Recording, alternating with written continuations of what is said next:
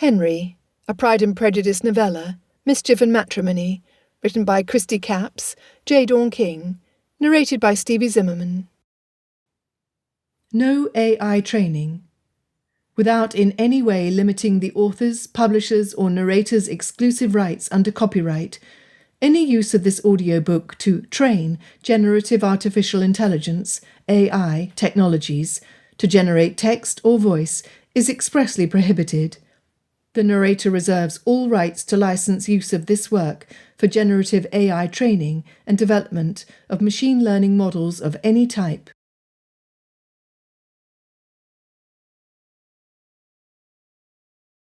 One.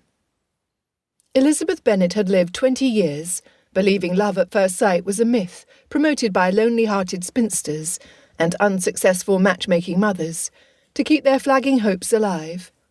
When she entered her secret bower early that particular autumn morning to continue reading the scandalously exciting novel her aunt had sent her, she still believed the idea of love at first sight was fanciful. She had been nonsensical. In the privacy of the secluded woods close to the fence line, a few miles east of Longbourn, she had spied the handsomest, most attractive gent she had ever seen.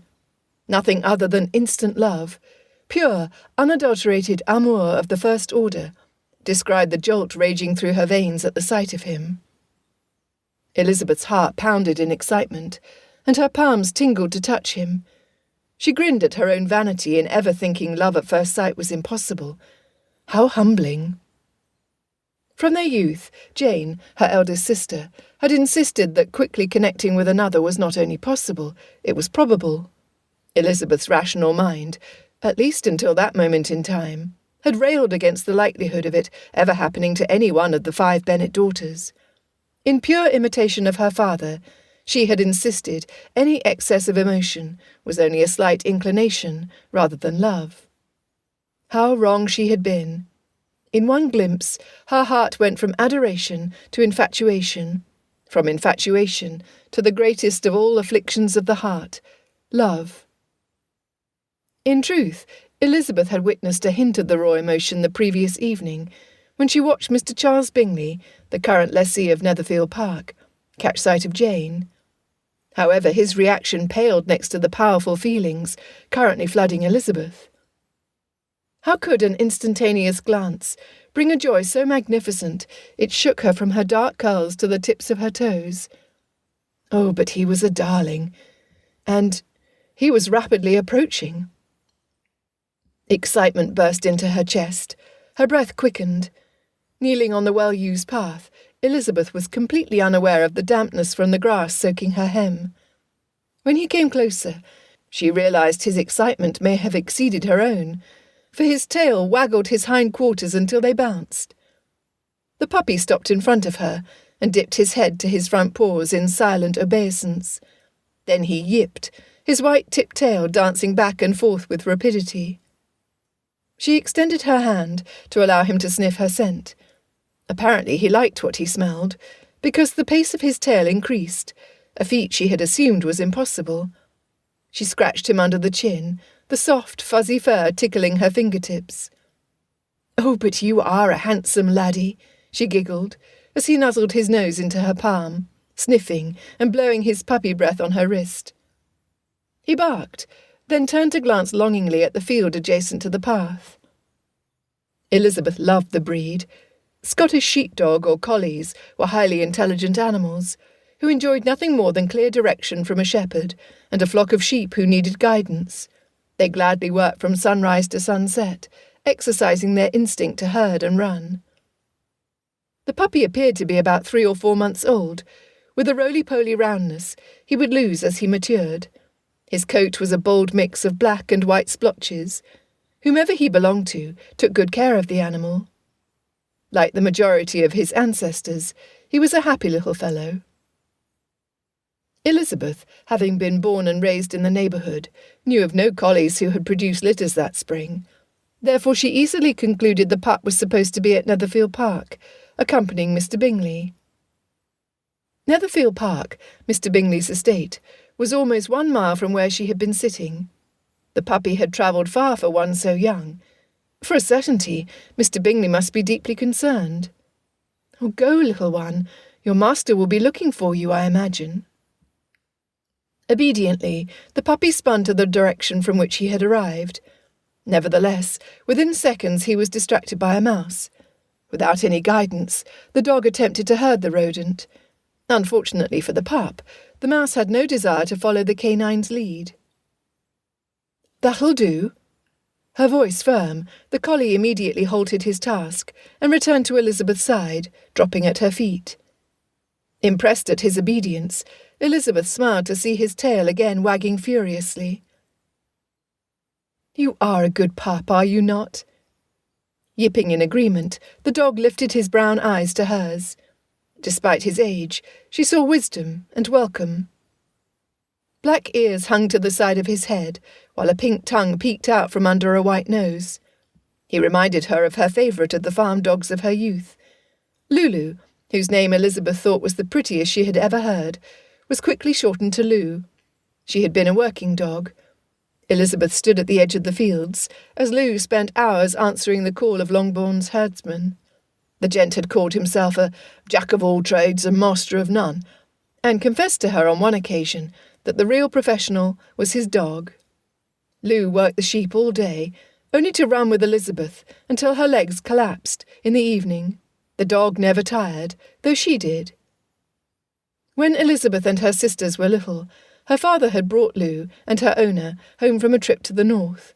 The pup immediately started herding Lydia, who at almost 2 years of age wanted to run from her parents rather than be attached to them.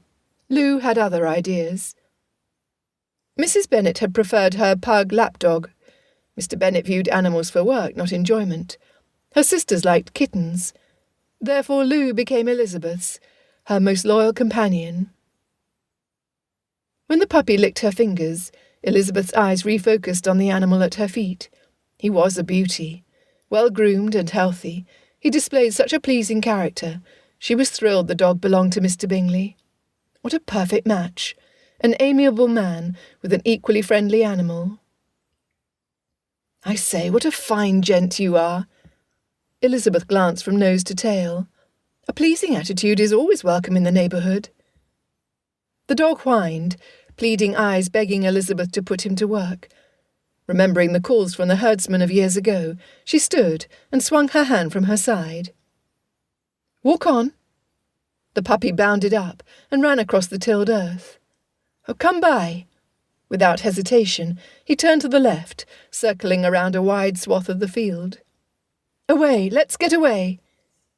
Spinning in place, the dog moved quickly to the right. "Lie down." His hind legs planted themselves in the loose dirt as he came to a complete stop at the far corner of the field. His tongue wagged as he panted from the exertion. The dog's little body quivered in anticipation of the next command. His eagerness filled her heart with glee. This animal was everything good about the world. A friendly nature, coupled with a work ethic, unparalleled by the majority of other animals. Elizabeth wished for a man with the same qualities. Regretfully, she doubted she would ever find one nearly as pleasing as the little Scottish collie. "That'll do." Running towards her, the pup skidded, spraying dirt on the bottom of her dress, halting before he ran into her. Then he dropped to the ground, his eyes begging for more, as his tail danced a happily timed jig. Elizabeth bent and scratched behind his ear. The puppy moaned, closing his eyes to better enjoy the sensation. When Elizabeth stopped, the dog barked his sharp demands for more. "Henry!" A male's voice floated on the breeze. "I do believe your master is looking for you." Elizabeth tapped the dog's nose gently, savouring the adoration radiating from the pup. "You'd best go to him before you get in more trouble than I believe you've already earned." The puppy did not move a muscle. "No, young man, I believe the best course is for you to return. Mr. Bingley desires your presence." Elizabeth stood, stepped back, and waved her hand towards where she suspected the voice originated, the path from Netherfield Park. "Get along." "Henry, come." The voice was getting closer. "Ah, Henry, that is a fine name, I'm sure." Elizabeth bent and tickled under his chin. Instead of obeying either her or his master, the canine did the one thing she least expected. He quickly scooted forward until his head and neck was under the fabric of her skirt. "What?" Elizabeth was stunned. "What are you about?" The hem of her dress now rested across the puppy's back. With his nose to the ground and his hindquarters wiggling in the air, Elizabeth did the only thing she could under the circumstances. She laughed. "Henry!" Looking down, she missed the man as he approached from behind her. Surprisingly, all the tolerance she had expected from Mr. Bingley was missing from his voice. Instead, his gruff tone demanded obedience, with little leeway for the puppy's tender age. She was gobsmacked. How could she have misread Mr. Bingley's character? He had been the consummate gentleman at the assembly, appearing to be everything he ought to be.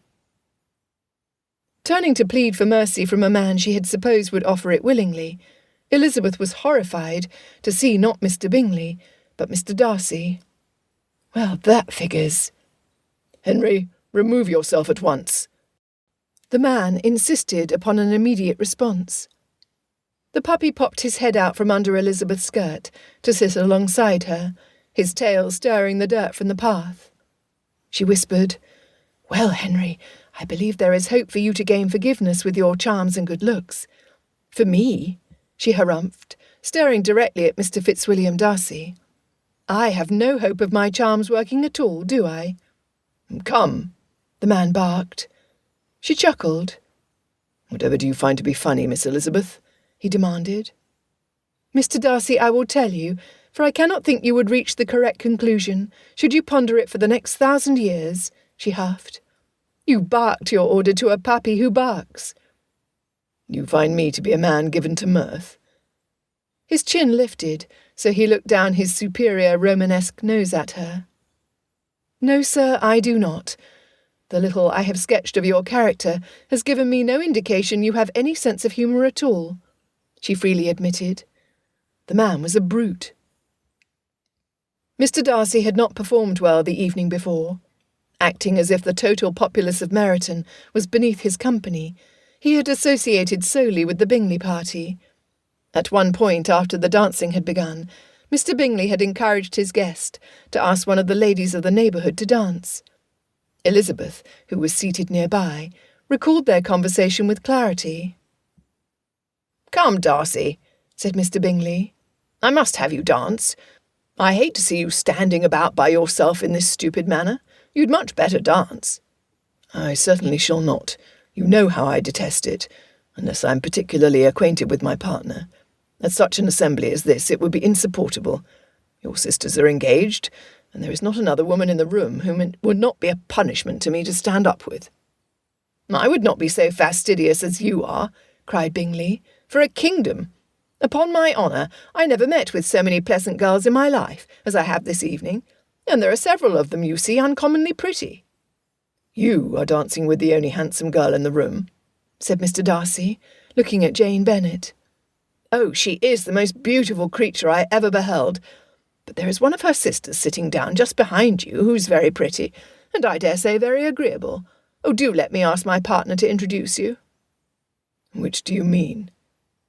And turning around, he looked for a moment at her, till catching her eye, he withdrew his own and coldly said, "She is tolerable, but not handsome enough to tempt me, and I am in no humour at present to give consequence to young ladies who are slighted by other men. You had better return to your partner and enjoy her smiles, for you are wasting your time with me." Mr. Bingley had followed his advice. Mr. Darcy walked off, and Elizabeth's disgust at his ungentlemanly conduct and cavalier attitude sealed his reputation. He had to have known she was able to hear. The musicians had paused, and conversation had not yet blossomed to fill the room with noise. Yet he appeared not to care about the harm or hurt his words caused. His effrontery would not be forgiven by her, ever. "You do not know me at all." Mr. Darcy barely glanced at her. "I am not a man to be trifled with." "And I am not a woman to be insulted and tossed aside as if I was of little value. I know my worth, Mr. Darcy. You showed both ignorance and poor manners last evening." Elizabeth stepped back from the puppy, not even glancing at the dog. Even though it broke her heart, she would have nothing to do with this man, which sadly meant not having anything to do with Henry. Under other circumstances, such as him keeping his mouth shut, Elizabeth thought Mr. Darcy an attractive man. Tall, broad-shouldered, with dark eyes and a wave to his raven hair, he was the handsomest man she had ever seen. Nevertheless, he wore his authority and wealth as a shield to separate himself from others. She despised men of his sort. They were ugly, completely undesirable to be around. "Come." Darcy's face, the same shade as a ripened tomato, turned away from her. He repeated the command to the puppy, dismissing her with a harumph. Looking up, the dog bounced to Mr. Darcy's side, his tail continuing to wag without pause. How could such a miserable man possess a friendly animal like Henry? It made no sense.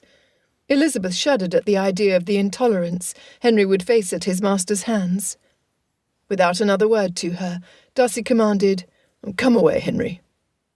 Giving her one final glance, the puppy trotted alongside the contentious oaf as he briskly walked away from her.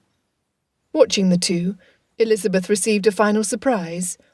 Mr. Darcy, the meanest, rudest, most arrogant man she had ever met, bent down to give Henry a scratch and a pat.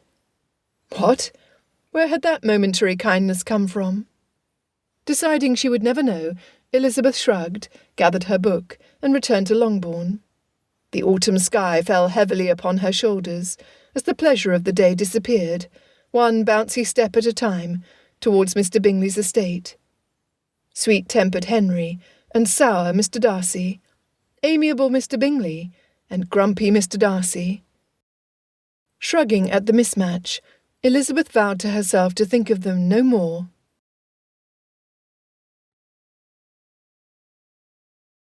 2. Her vow lasted until the next morning. The day was already glorious, with a crisp chill that would melt into a perfect autumn day, a blue, cloudless sky, where the earth would be bathed in heat by early afternoon. As was her custom, Elizabeth had dressed hastily to enjoy as much time out of doors as possible, before the tedium of the day attacked her in full force. Her trip to the Bower had been almost at a run. As she read, a character on page 13 caught her attention. Shivers at the closeness of his abhorrent qualities, to Henry's owner, went up her arms and down her spine. Lord Garrett Goodrich, a tall man with a handsome face and a regal countenance, turned from her without acknowledging her presence. "This is her?" His hand swept back as he faced her uncle, the Laird of Connolly Castle. "I have been deceived. Despite my woes and the size of her portion, she is not handsome enough to be the future mistress of my home." Lady Violet Trueheart gasped at the insult. To have been the recipient of the cut direct, by the man in whom she had placed all her hopes, crushed her. Horrid, horrid man! Elizabeth chewed on the edge of her thumbnail at the plight of an innocent maiden living during the turmoil of the Stuart period. The first pages of the story told of the heroine's life after the death of her parents. Laird Magnus MacDonald, her uncle, had been neglectful and notoriously abusive in his guardianship over the young woman, who had less than a year until she reached her majority and gained freedom over her life and her dowry. Confined to a turret for the past 10 years, in the back corner of MacDonald's isolated castle, on the rocky escarpments encasing the north coast of Scotland, Lady Violet viewed the possible invasion of the British commander, Oliver Cromwell, as a godsend. If only she would be captured by her uncle's enemies, she had the hope of finding her way back to London, to the nanny who had loved and guided her since birth. When Lord Goodrich arrived, she had incorrectly assumed he would be her salvation. Instead, he had... A sharp yip sounded in the distance, and continued in a random rhythm, as Elizabeth returned abruptly to the present. Closing the cover of the tome, she ran her palm over the leather, before tracing the title with her fingertip. The Thorn and the Rose, by Irish author J.D. Malone. Her aunt had been correct. It was a magnificent tale, written by a master storyteller. Henry barked loudly as he came into her view. Setting the book aside, she stood and walked in the direction of the stile. The path bordered the field, with a sharp right-angled turn almost 50 feet from where she had been seated. Ignoring the stairs, the puppy wiggled under the bottom rail of the fence and darted towards the field. She had fallen asleep the night before, with thoughts of the puppy on her mind. When Mr. Darcy had scratched and petted Henry, the dog's tail had wagged so vigorously it tapped the back of his owner's boot. How could Henry like Mr. Darcy with the same enthusiasm he had shown her? Traitor! Henry was now running as fast as his little legs would carry him across the freshly tilled earth. His enthusiasm was contagious. "Henry!" Her voice filled the silence, the sound travelling quickly in the still air. The dog stopped, then turned his head towards her. Elizabeth knew the exact moment he spotted her. He barked 3 times in quick succession, then dashed in a direct line to where she stood. Henry was a sight. Nose stretched forward with his tail pointed straight back, the little fellow ran with purpose.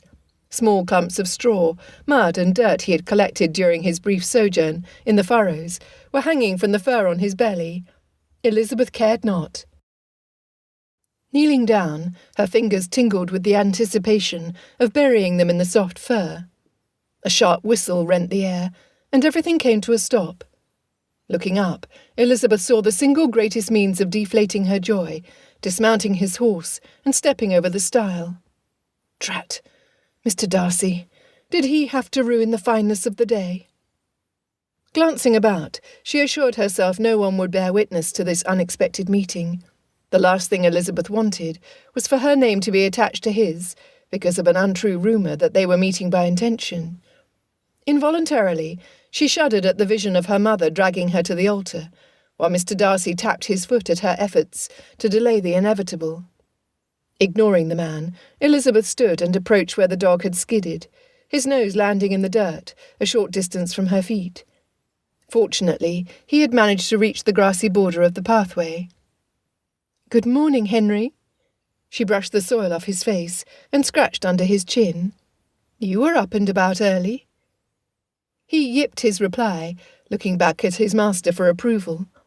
Elizabeth's eyes followed the puppy's, and the sight in front of her made her laugh. Mr. Darcy stood as still as a statue. It was obvious he was in a quandary.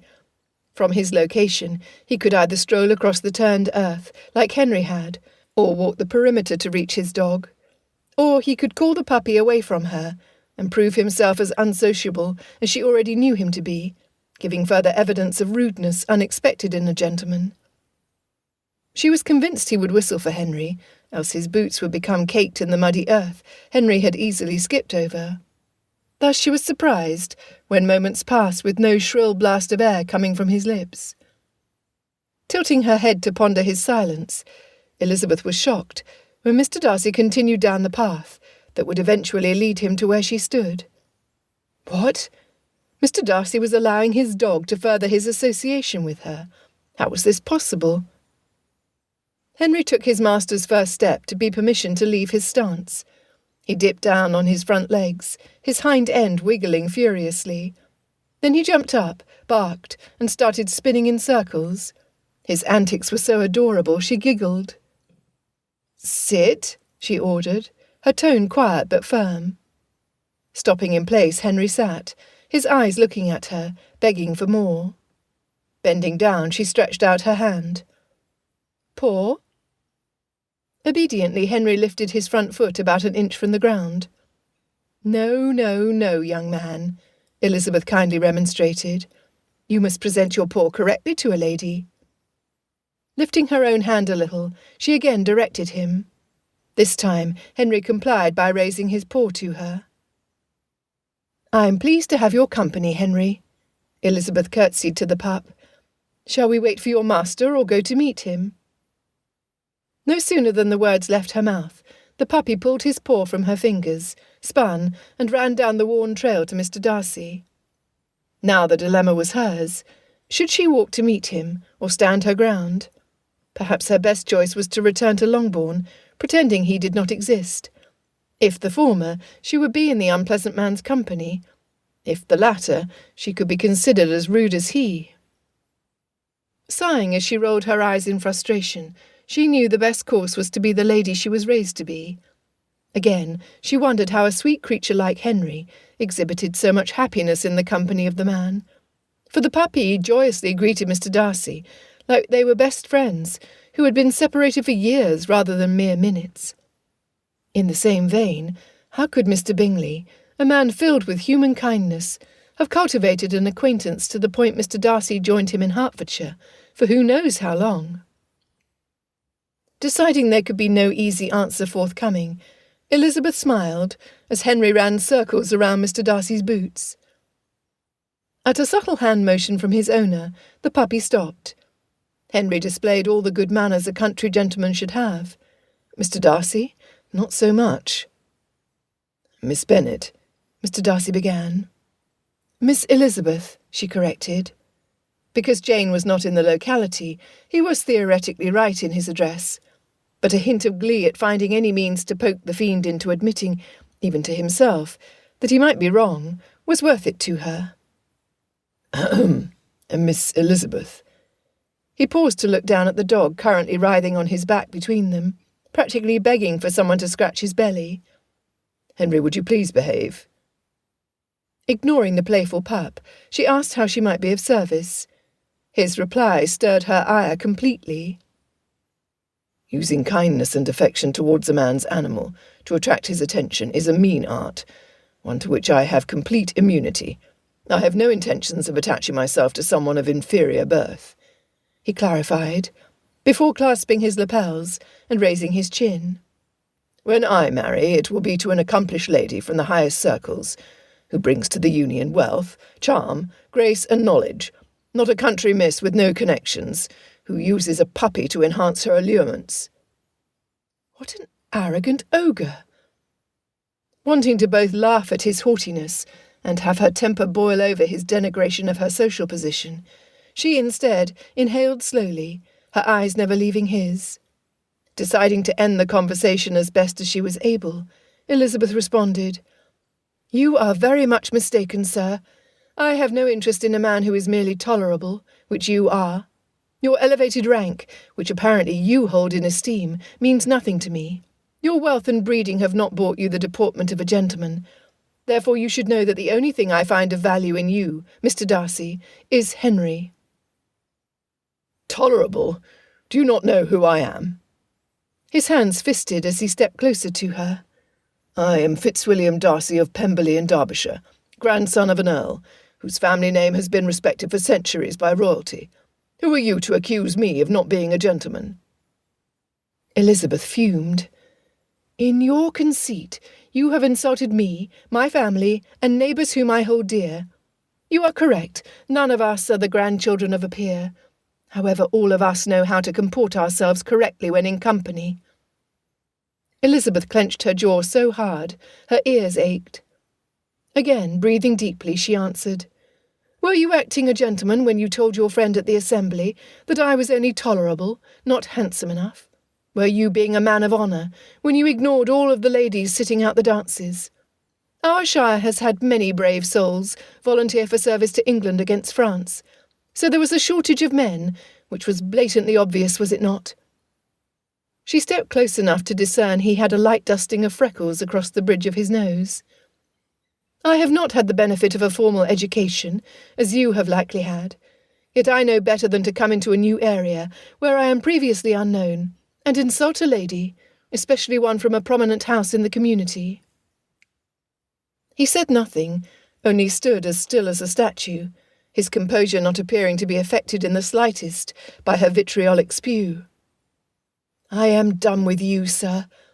Unfortunately, this means I am also done with darling Henry, as nothing, not even the jovial qualities inherent in your puppy, would force me to ever want to be in your presence again." Her chin lifted. "I am the daughter of a gentleman. Unlike you, I do know how to act." Bending down, she patted the top of the puppy's head, which was tilted in confusion. He probably could not comprehend why two adults he admired saw no value in the other. "Goodbye, Henry." She turned, and without another word to the man, grabbed her book from the bower and left. As she walked away, the whine emitted from the dog's breaking heart tugged at her own organ. Nevertheless, she was determined. If it meant she did not have to see Mr. Darcy, she would never see that rollicking ball of fur again.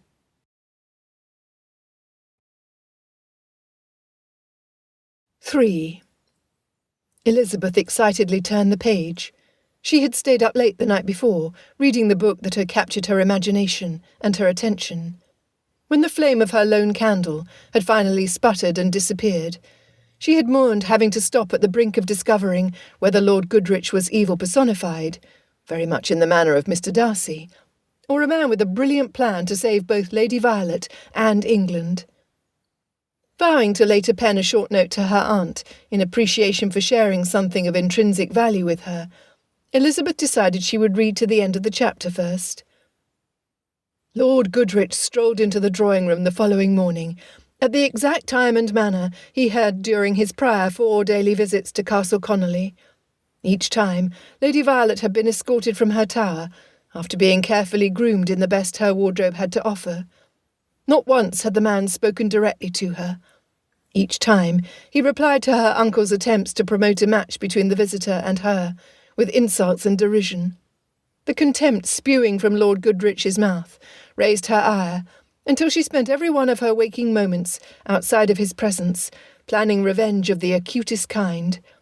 By far the discarded implements from the medieval torture chambers were her favourites. However, this day proved to be different. Lord Goodrich stepped close to her, his back to Laird MacDonald. In a soft tone he whispered for her ears only. Elizabeth was interrupted by the sharp yips of a small dog. "Oh, no," she whispered to herself, shaking off the all-consuming fiction to focus on the reality of the situation. "Pray do not let it be Henry." As she laid in her bed during the night, meditating on the similarities between the fictional character in The Thorn and the Rose with their newest neighbour, a quotation from one of her father's newspapers, attributed to Napoleon Bonaparte himself, came to her mind. "Let us wait 20 minutes. When the enemy is making a false movement, we must take good care not to interrupt him." Pondering the wisdom in the Frenchman's words, Elizabeth decided then and there to ignore Mr. Darcy, should they be within shouting distance of each other. Thus he could churn in his own butter. He would feel the full impact of his rude behaviour as he interacted with the good people of Meryton. Elizabeth had no doubt it was but a matter of time before Mr. Darcy erred to the point he would be shunned.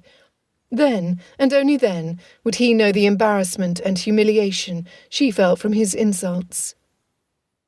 Dressing quickly, she grabbed a cloth from the laundry pile and ran down the stairs and stepped outside, welcoming one very exhausted puppy. His tongue hung almost to the ground as his body shook from his heavy panting. Elizabeth would have worried. Henry was on the verge of collapsing, had she not spied his tail. "You are a silly boy."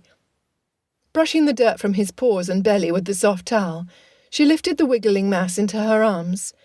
He felt like the cosiest of pillows pressed to her chest, warm and comforting. "What am I going to do with you, Henry? I fear your master will not be pleased with either of us." Within seconds of her comment, the man himself galloped towards her home, astride the massive horse he had ridden the day prior. Before he dismounted, she approached the mare and handed the dog up to his master. "Goodbye, Henry." She gave the puppy one last pat. Without acknowledging Mr. Darcy, she turned and re-entered the house. The following 24-hour period was much the same. Her dearest sister Jane, speaking of Mr. Bingley, kept Elizabeth from diving back into her story before bedtime. Elizabeth's early morning reading was again interrupted by the arrival of Henry. This time, as she lifted the pup to Mr. Darcy, she muttered aloud at the man's inability to contain one little animal. Mr. Darcy's face turned the same crimson hue as before. Elizabeth chose not to wait around to see if it was embarrassment or intense anger.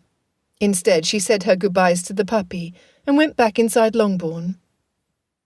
Later that evening they were again in company at a small gathering at Lucas Lodge, the home to Sir William Lucas and his family. What started as a pleasant occasion quickly changed to curiosity, when Mr. Darcy seemed to have attached himself to her side. Wherever Elizabeth went, Mr. Darcy would soon follow, either in person or with the penetrating stare of his impressively thick-lashed eyes. Whatever was the man about? They had not parted well. Surely she was the last person on earth he would want to associate with at a gathering. When Sir William directed the carpets be rolled back for dancing, Elizabeth was stunned when Mr. Darcy asked her to stand up with him for a set. Without pause, she politely refused, saying something about having no intention of dancing for the night. Before she stepped away from him, the man quietly offered, "Miss Elizabeth, my assumptions about you were wrong. I apologise." "What?" Lydia Bennet chose that importune second to interrupt by demanding Elizabeth play, since she would not be accepting partners for the entertainment. Shaking her head to clear the opinions swirling in her brain, Elizabeth moved to the pianoforte and played. The next morning she woke later than usual. No puppy yips distracted her. Mr. Darcy must have discovered Henry's escape route and prevented him from leaving Netherfield Park. While she would miss the dog, she refused to miss the man. Therefore she opened the leather cover of her novel with eager anticipation. From the events following Lord Goodrich's whispers in the drawing-room, Elizabeth now knew the insults and derision were intended to distract Laird MacDonald from a quick disposition of his ward. This allowed her potential beau time enough to find the information he sought. For Lord Garrett Goodrich was not a disreputable rake in need of a wealthy bride. In truth, he was a spy, sent to gather information prior to the invasion of British forces against those who had named Charles II as king. Lady Violet's uncle was their primary suspect, as the chief instigator of the rebellion. Lady Violet gazed up at the man standing alongside her. Where before she had seen arrogance, she now recognised bravery. Where she had assumed disdain, she spied hints of admiration radiating from him. Laird MacDonald has stockpiled enough arms for a small army under the tower at the opposite end of this edifice. Rumour has it that he has purchased crops and livestock close to the border, so Cromwell's forces will starve should they enter Scotland. His mission to keep Scotland from establishing a Commonwealth is doomed to failure, despite his machinations. Lord Goodrich glanced around to make sure servants were not close enough to overhear them. I shall accept MacDonald's latest offer, while insisting we wed quickly so you are free of your keep and your keeper. She yearned to swoon. He was the handsomest man of her acquaintance. Standing this close, she noted the soft wave of the shoulder-length curls, the cleft in his chin, and the beauty of his clear blue eyes. He was to be her husband. Her ire had changed to misgivings when he had first explained the reasoning behind the insults. Her misgivings were now tender feelings blooming in her heart. Lord Goodrich was a valiant, intelligent gentleman who would care for her with kindness. How desperately she longed to be cherished. A tendril of doubt crept upon her. Was she offering her affection too soon? Was it out of true feelings for the man? Or might it have been the desperate desire for changed circumstances that was driving her agreement? Was she a silly...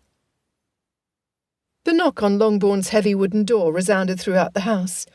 Looking out the window to see the sun was fully up, Elizabeth wondered at the urgency. Dressing quickly, she hurried to the stairway, in time to see Hill show Mr. Darcy into the entrance hall. She must have made a sound, because the man looked up, then approached the foot of the staircase. "Is Henry here?" "Henry? No, not at all." Her hand at her chest, Elizabeth looked around, as if the puppy would magically appear. Running back to her room, she stuffed her feet into her walking boots and grabbed a shawl. The puppy needed to be found. When she quickly rejoined Mr. Darcy, he was speaking with her father. Longbourn was the first place I searched, since he has made this his destination of choice each morning since he discovered your daughter. I called for him all 3 miles from Netherfield with no response." The man's brow was furrowed. His hat suffered from his tight grip on the brim. His concern was deep and justified. Henry was a valuable animal, and he was Mr. Darcy's little friend. "Allow me to accompany you, sir. Mr. Bennet reached for his outer garments, as Hill brought them from the closet. "There are a few abandoned wells at the far corner of the border between Mr. Bingley's property and mine. My men will bring ropes."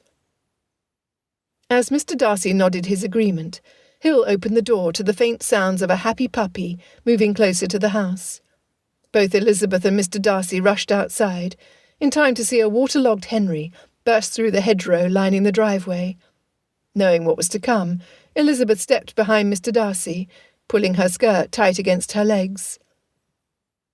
The muddy debris from the puppy's enthusiastic shaking covered the man from the tips of his hessians up to the waist of his greatcoat.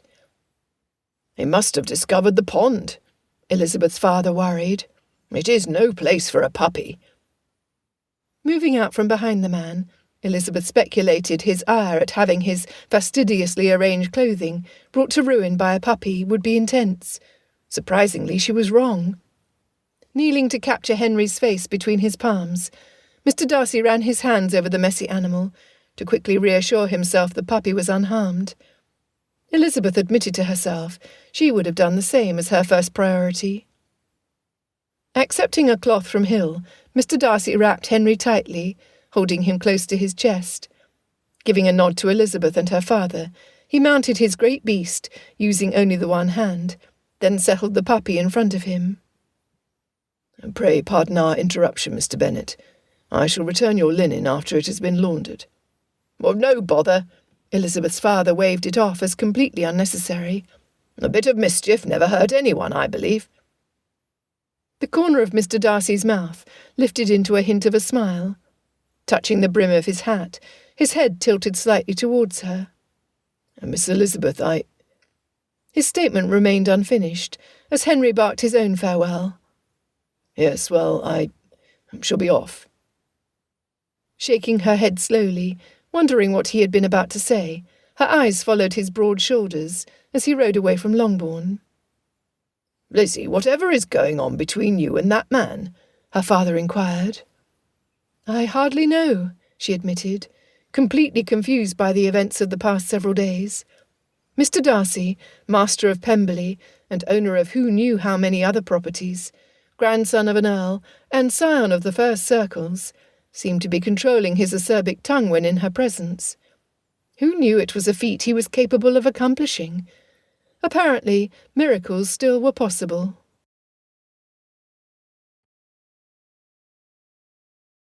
4. Elizabeth woke to the now familiar yips of the little dog. Henry. Again dressing quickly, she met him at the front door with a bowl of water Hill offered. The puppy lapped appreciatively, though his manners suffered. By the time he lifted his head, water dripped from his chin onto her boots. Her night had been short. The thorn and the rose had taken a dark turn. Lord Goodrich and Lady Violet were in danger. One of the footmen at Connolly Castle had gone to the laird, with tales of Lord Goodrich's suspicious activity. Both Lady Violet and the British spy had been captured and locked together in a cottage, their hands and feet bound, with no available weapons to use to gain their freedom and escape. Using the last of her candle, Elizabeth had read until she could see no more. Her imagination fueled her wakefulness for hours, as she worried over the plight of the characters. With each turn of the page, she was becoming as enamoured of Lord Goodrich as was Lady Violet. True love had to prevail. It just had to. Henry ran ahead of her as she followed the pathway, heading towards Netherfield Park. Grateful it was a familiar walk, Elizabeth conjured a picture of the hero and heroine in her mind. Though dressed in clothing from an earlier period, it was several moments before she realised Lord Goodrich looked remarkably similar to Mr. Darcy. Mr. Darcy? How on earth had her thinking travelled in that direction? Unfortunately, the man himself appeared ahead of her in the flesh. Inhaling deeply, she cleared her mind of the nonsense left over from the book. Elizabeth was not shocked to see him, as each morning so far he had travelled in search of his dog. On this particular morning, his countenance was far from calm. He transferred the reins from hand to hand, clearing his throat several times. Whatever was wrong with Mr. Darcy? Approaching him, she curtsied. "Good morning." Elizabeth greeted him with what sounded to her like a question. Yes, good morning. He briefly looked up at the sky, as if petitioning divine help. She had no clue what he was about. Finally he looked directly at her. His eyes were dark, fringed with long, thick lashes. As she watched him dismount, the irises appeared to grow, until his gaze went from cool to warm. Elizabeth shivered. Let us walk, Miss Elizabeth, or you will suffer from the chill. She had to ask, "Are you well?" Yes, he admitted, as his shoulders dropped. No. He glanced at her as he stepped alongside Elizabeth to accompany her on the path. At first, Henry ran around their legs, before darting off to his favourite spot in the field. "You are not well?" she teased. What was happening to this poor man? He stopped their progress and faced her. Are you familiar with Chaucer's Canterbury Tales? Mr. Darcy asked. "I am," Elizabeth replied, wondering why he inquired. It simply was not popular for females to concern themselves with literature of centuries past. She was surprised he did not assume she knew nothing about the tales. "In my 9th year I was enamoured of the characters. To my father's chagrin, I called our rooster Chanticleer." He smiled. In the nun's priest's tale, the sly fox was a coal fox or a collie. Darcy shifted his weight onto one leg, propping the other on a boulder on the pathway's edge. The shepherds of Scotland called this breed of dog a collie. "I see." Elizabeth's mind spun to comprehend his meaning. What was he about? "They are known for their intelligence." My point exactly, he nodded. Henry does not like Miss Bingley, he offered, nor does he care for Mrs. Hurst. "I am sorry to hear this about Henry not holding them dear, especially if they're important to you, sir," Elizabeth truthfully stated, confused at why he would mention this detail to her. "I have no attachment," he bluntly stated. "Nevertheless, his affection for you is obvious, as nothing I have attempted thus far has prevented Henry from running off to find you each morning." Easily heard was his frustration. She had many frustrations of her own, none of which was whether or not Mr. Darcy's dog got on with the Bingley sisters. In fact, she wondered at the man's intelligence at bringing up the subject. "My point is this, Miss Elizabeth." He removed his hat and ran his free hand through his hair. "I trust Henry's opinion. He has found good in you that I failed to see." "Mr. Darcy," Elizabeth gritted her teeth, "are you trying to anger me, or do you simply not care?" No, I am not trying to raise your ire at all." He rubbed his hand over his mouth. "Might I tell you a story, in hopes it will clarify my intent?" "Pray do." Her tone was far from conciliatory. She found him the oddest man of her acquaintance. When he gestured to a stile along the fence line, Elizabeth, with Henry frolicking around her feet, walked to the wooden steps and sat. Surprisingly, he tied the reins to the fence and also took a seat. "When I was a lad, my closest playmate was the son of Pemberley's steward. George Wickham had all the appearance of goodness. My father, who accepted our steward's son as his own godson, never knew that behind his friendly manner was an unparalleled evil." Elizabeth waited as he paused, staring blindly out over the field. Henry, discerning his master's turmoil, begged to be lifted. When Mr. Darcy bent and brought the puppy to his lap, the man held him closely, slowly stroking his fur. "Long before school, when I was 4 years of age, I became very attached to one of Pemberley's farm dogs. He was of mixed breed and was an excellent hunter. My parents never allowed animals into our home, so I spent as much time as possible with General." "A noble name," she teased. "Yes, his looks were completely unremarkable, but his character was the best." Darcy sighed. "The dog and I were inseparable. By the time I was ready to leave for Eton, General was in his 16th year of life. While his spirit was strong, his body was filled with aches and pains." "A valiant creature." Elizabeth thought to make his story easier, for she suspected from his posture it would not end well. He nodded. "General had always avoided George like the boy had a plague. I never understood why the dog would growl and bare his teeth if Wickham got too close. Mr. Darcy pulled the puppy even closer to his chest. Henry rested there without complaint. That is, until the week before we were scheduled to leave for school. Father required longer periods of study for me, in subjects I would be exposed to at Eton. His voice quieted as the pitch deepened. I finished my assignments early and ran outside to the barn. The plan was for Wickham and me to fish in the stream close to the swimming hole. However, I heard terrible sounds coming from the inside of the shed where General slept.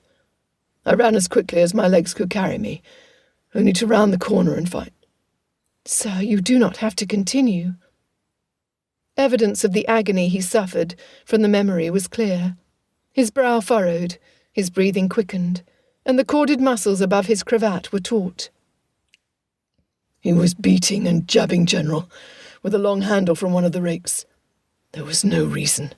General had never done him any harm. Mr. Darcy momentarily glanced away from her. During the few days that remained before Eton, I made as thorough of an investigation as was possible for a boy of 13, and found a litany of crimes Wickham had committed in the small village outside our estate. He had done it all: theft, harassment of younger boys, mistreatment of young girls in a way no male should ever treat a female, drunkenness, and worse. Mr. Darcy. Elizabeth knew not how to comfort him, nor whether he would accept it if she offered. She wanted to provide solace to this man. What was she about? You see, Miss Elizabeth, General knew what he was like. He did not have to witness Wickham's evil proclivities to understand he was up to no good. The rest of us, the humans, were oblivious. Did General... Elizabeth hesitated to ask. Recover? Darcy sighed. He did not. I helped dig his grave the day prior to my leaving for Berkshire.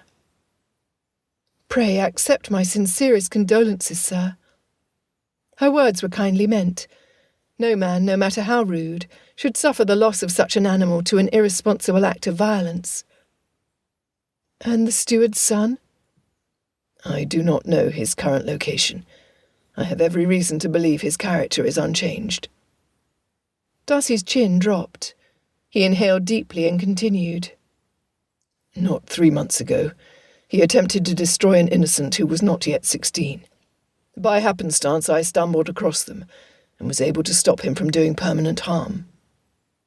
I am very sorry to hear this. Elizabeth's heart ached for the unknown girl. Females of every social position were often left vulnerable and unprotected. Would that the Bennet sisters have had an older brother to look after them. They all of them would feel more secure. Thank you. He finally turned towards her. Again, my reason for telling you of General and Wickham was so you comprehend the weight I give little Henry's perception of people. He has, in a short period of time, become entirely devoted to you. That he has. Elizabeth reached over and tickled under the puppy's chin. Elizabeth was suddenly uncomfortable. She was not the only human Henry held in affection. The puppy was currently licking the underside of Mr. Darcy's chin, rubbing his nose between his neckcloth and jaw.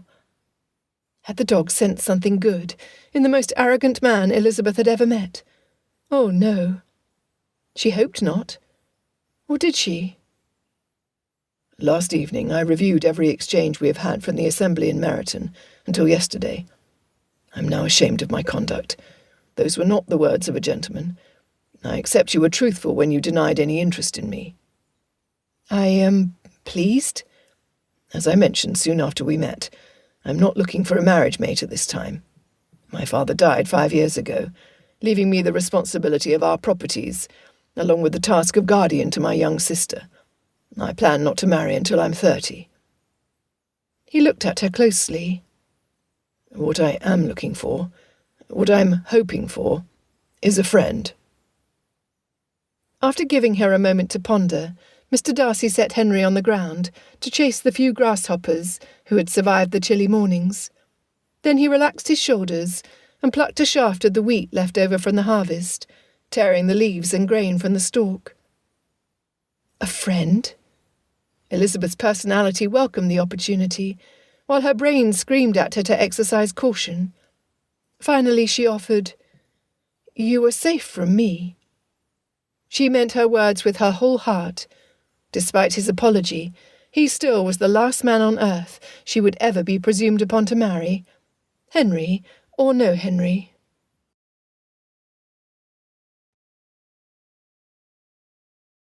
5.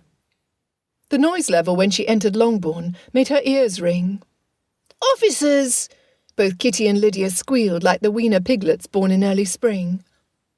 Lydia's almost 16-year-old voice sounded childlike as she informed her mother that the newly arrived militia included handsome Mr. Denny, Captain Carter, Mr. Chamberlain, and the soon-to-be enlisted Mr.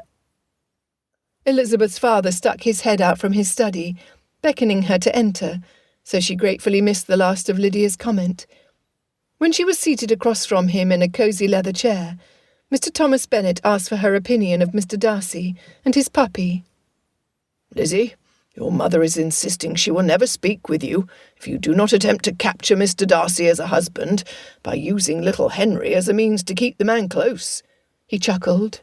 "However, since I know you hate the man, I will never speak to you if you do." Despite Elizabeth's awareness of her father's temperament, she believed this was neither the time nor the subject for a joke. "Papa, pray do not tease." She caught his gaze and refused to look away. Yes, Lizzie." He waved his hand at her, as if to brush a pesky fly that had wandered too close. "If we do not find a measure of humour amidst those closest to us, then how are we to go on?" "Papa, please," Elizabeth begged. While she had no idea of the exact explanation for her feelings towards their neighbour, she knew she had to offer something. "I did despise him for his comment about my appearance that first evening. It was grievous," she confessed. "Yet I wondered at an amiable gentleman such as Mr. Bingley being willing to spend months at a time in the same household as Mr. Darcy. I wondered at Henry's happy countenance, finding pleasure in Mr. Darcy's company. And I wondered if it was possible that someone with Mr. Darcy's innate arrogance was capable of being properly humbled. As it is, he apologised for his unkind remarks." Now it was her father's eyes drilling into hers. She owned no shame with the truth. "Are you attracted to him, Lizzie? Are you out of your mind? How can this be?" "Papa, why, if I might ask, have you leapt to this conclusion? Have you been married so long to our mother that your thinking runs parallel with hers? Are you hunting for any opportunity to attach your daughters to whomever is available to secure your future? Is this to be your latest sport?" Now, Lizzie." He lifted his palms in peace. "Pray do not be disturbed by my poor attempts at understanding your relationship with the man." "Be assured that it is not Mr. Darcy who holds my interest." The words flowed quickly from her mouth, though the pricking of her conscience silently accused her of an inclination towards dishonesty. Mr. Darcy had held her interest when he spoke of General.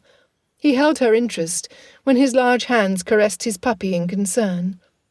Her attitude had undergone a change from intense hatred to a measure of interest indeed. However, none of this would she share with her father. "Henry has decided he wants to spend as much time with me as he does his master," Elizabeth said.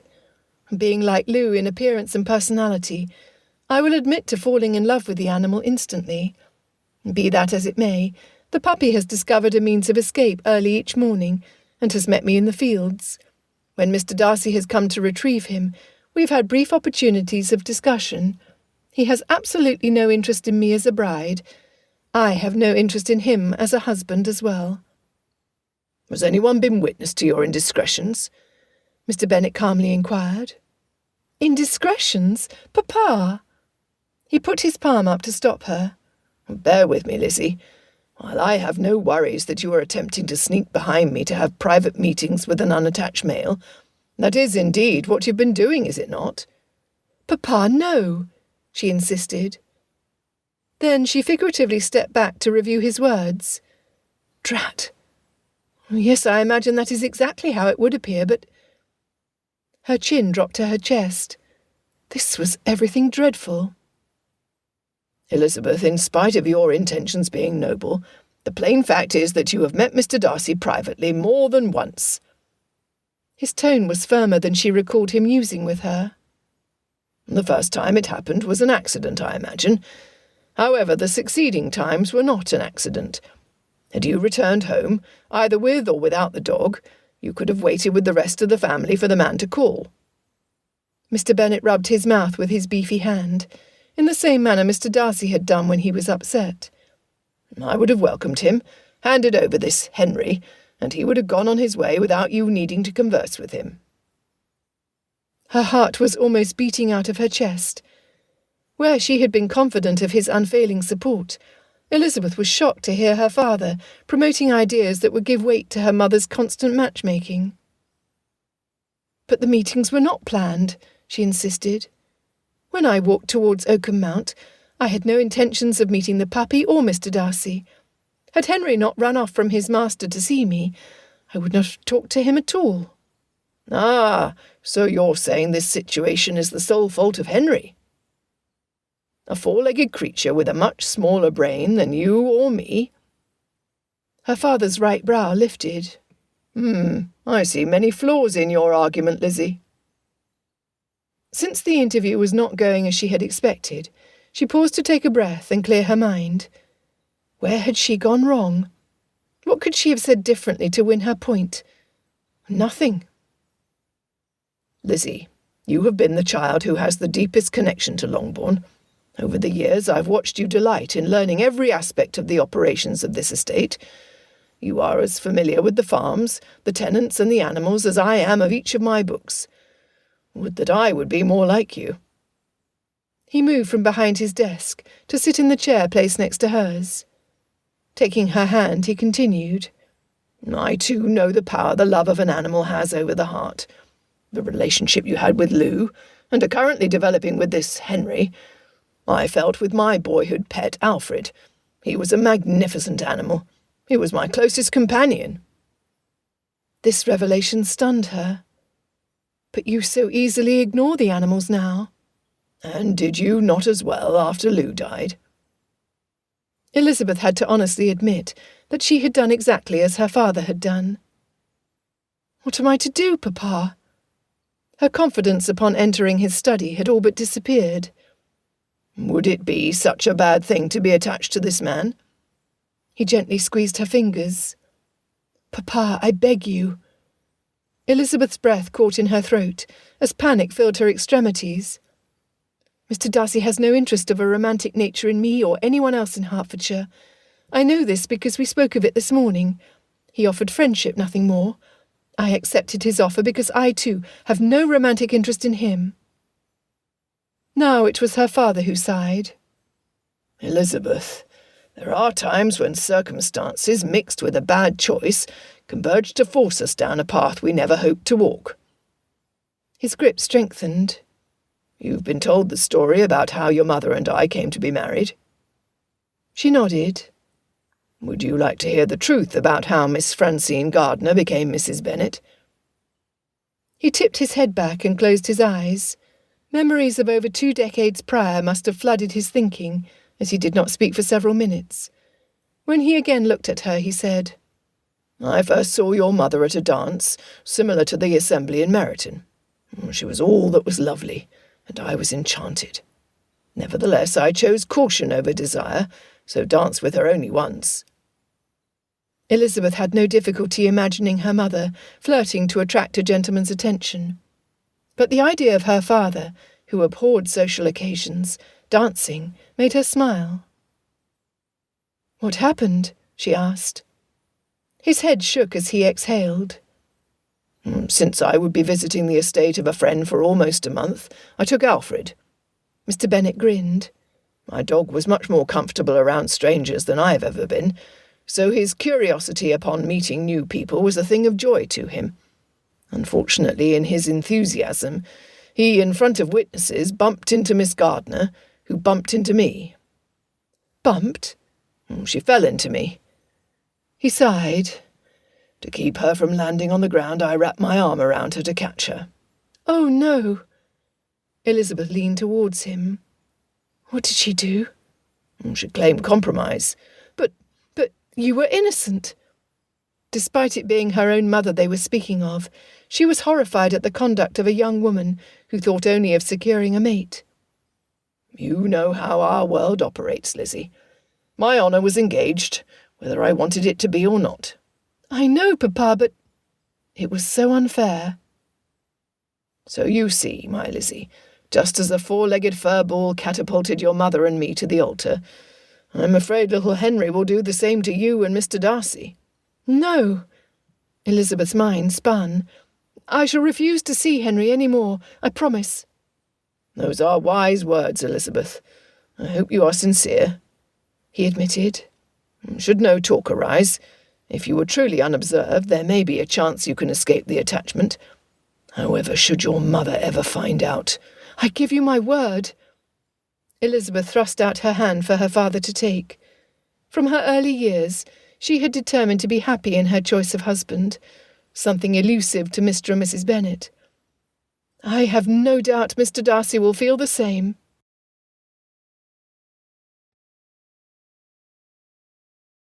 (6) Lady Violet had long known her uncle had vicious tendencies, but to throw her, his own ward, into a situation fraught with peril was beyond the pale. Her fingers bunched into a fist. Pulling against her restraints, Lady Violet felt no give, no weakness to be taken advantage of to loosen the cords wrapped tightly around her wrists. Glancing at her fellow captive, who also had been tossed to the floor, she found him studying each inch of the rough interior, making up the walls of the cottage, as he struggled to sit upright. Despite their rough treatment, his good looks were completely intact. She could not say the same of herself. The pale yellow of her gown would be forever streaked with whatever debris had been in the back of the pony cart. Tendrils of her hair had escaped the multitude of pins it took to control her curls.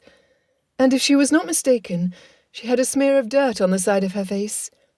There was no justice that he should look so fine and she so rumpled.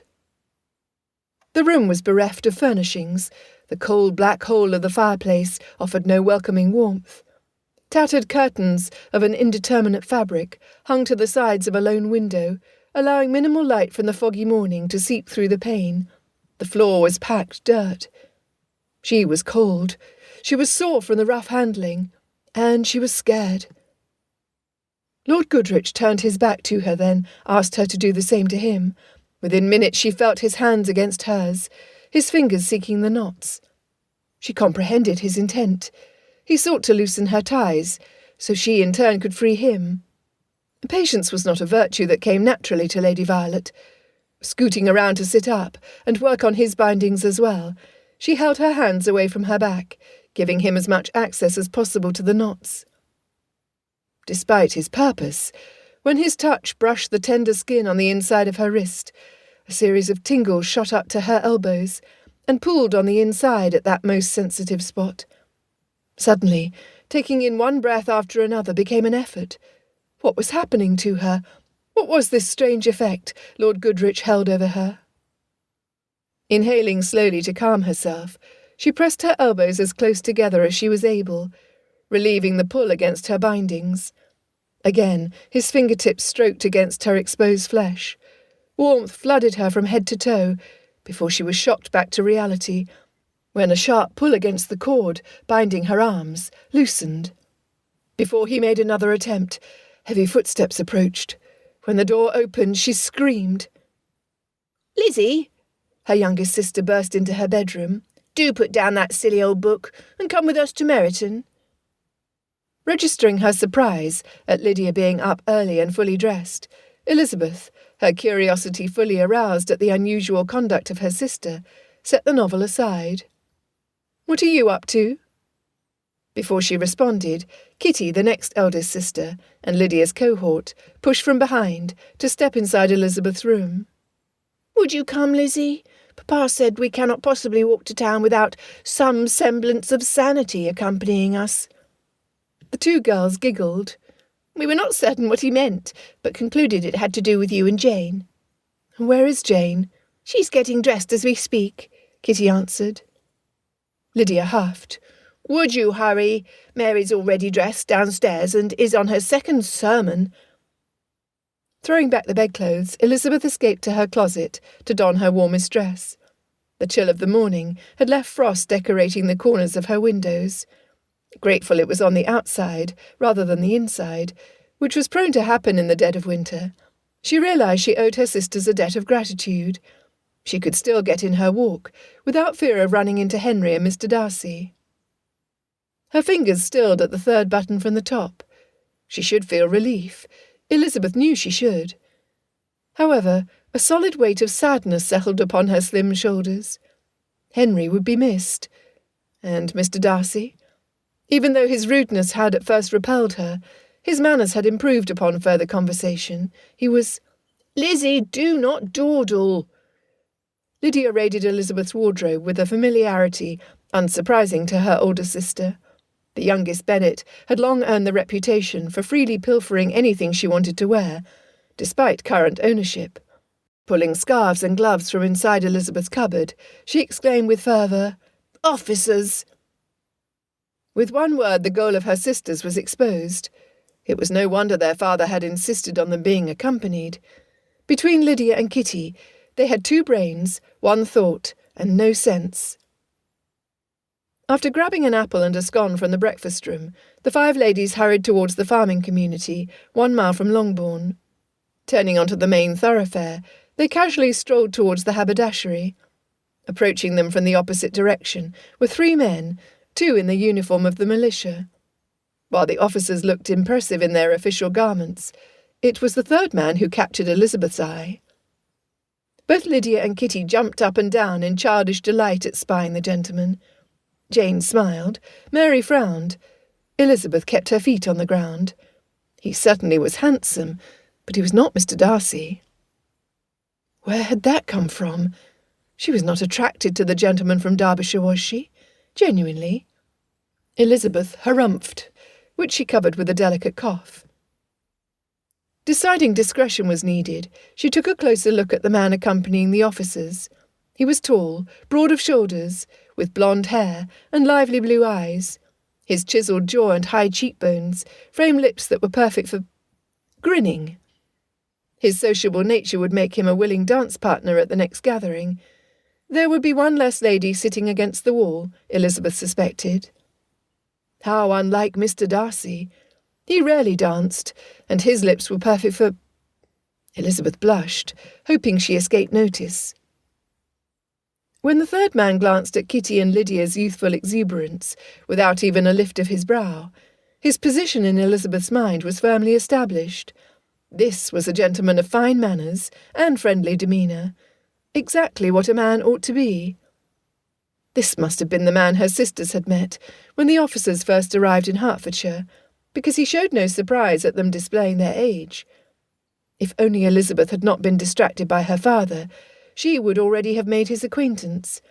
As it was, she needed to wait to be presented. Pleasure surged through her as Mr. Denny began the introductions, after discerning that all in the Bennet family were in good health. Elizabeth had been in company with the 2 officers during the past week, so only needed to meet the man she did not recognise. She would enjoy introducing him to her close friend Charlotte Lucas. If he was a man of discernment, which Elizabeth suspected he was, he would recognise Charlotte's fine qualities and offer friendship, as well as a pleasant companion to spend time with. Her father, too, enjoyed being around a man of wit. "Miss Elizabeth, pray allow me to introduce you to a long-time friend who arrived in Meryton last week to survey our current situation prior to joining the militia. After a brief return to care for business in London, he's decided to fulfil his patriotic duty by joining forces with Captain Carter and myself. We're now on our way to Colonel Forster's office, so the required forms can be signed. This fine fellow is none other than Mr. A harried yip came from behind her. Elizabeth knew that bark. Oh, what is this? Henry has escaped to Meryton. Groaning, she allowed the arrival of Henry to interrupt the proceedings. Turning to the puppy, she knelt, catching him before he buried his nose in her skirts. He had been digging, possibly trying to find a burrowing rodent in his favourite field. Mud covered his chest, the sides of his mouth and his paws. There even hung a small plop of dirt above his right eye. "Oh, Henry." Elizabeth spoke as firmly as possible to a ball of fur who was entirely too delighted with her company. "How have you possibly managed to find your way here?" What a lively little pup. The man bent to pat Henry's head. Joy warmed her insides. That he would choose to acknowledge a friendly puppy displayed a fineness of character. Yes, he would be a lively addition to the neighbourhood.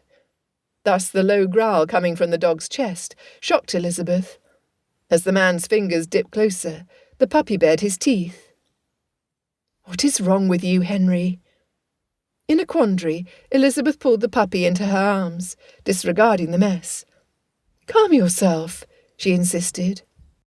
However, the puppy wiggled vigorously until she had to let him down or end up dropping him. Immediately Henry stood his ground in front of her, barking at the three men. "I cannot imagine," she began, when Lydia spoke up. "Wouldn't you know that Mr. Darcy's dog would be just like him, grumpy and mean-spirited?" The man immediately stepped back. "Mr. Darcy? Would that be Mr. Fitzwilliam Darcy of Pemberley in Derbyshire?" The disdain in his voice made public his abhorrence. Elizabeth's curiosity was on high alert. Who was this man? Taking another step backwards, the man looked from Henry to her. "Pardon me, but I've recalled some unfinished business needing my immediate attention. Pray excuse me." Astounded at the man's abrupt departure, as well as the puppy's aggression, Elizabeth looked to his companions. They too appeared flummoxed.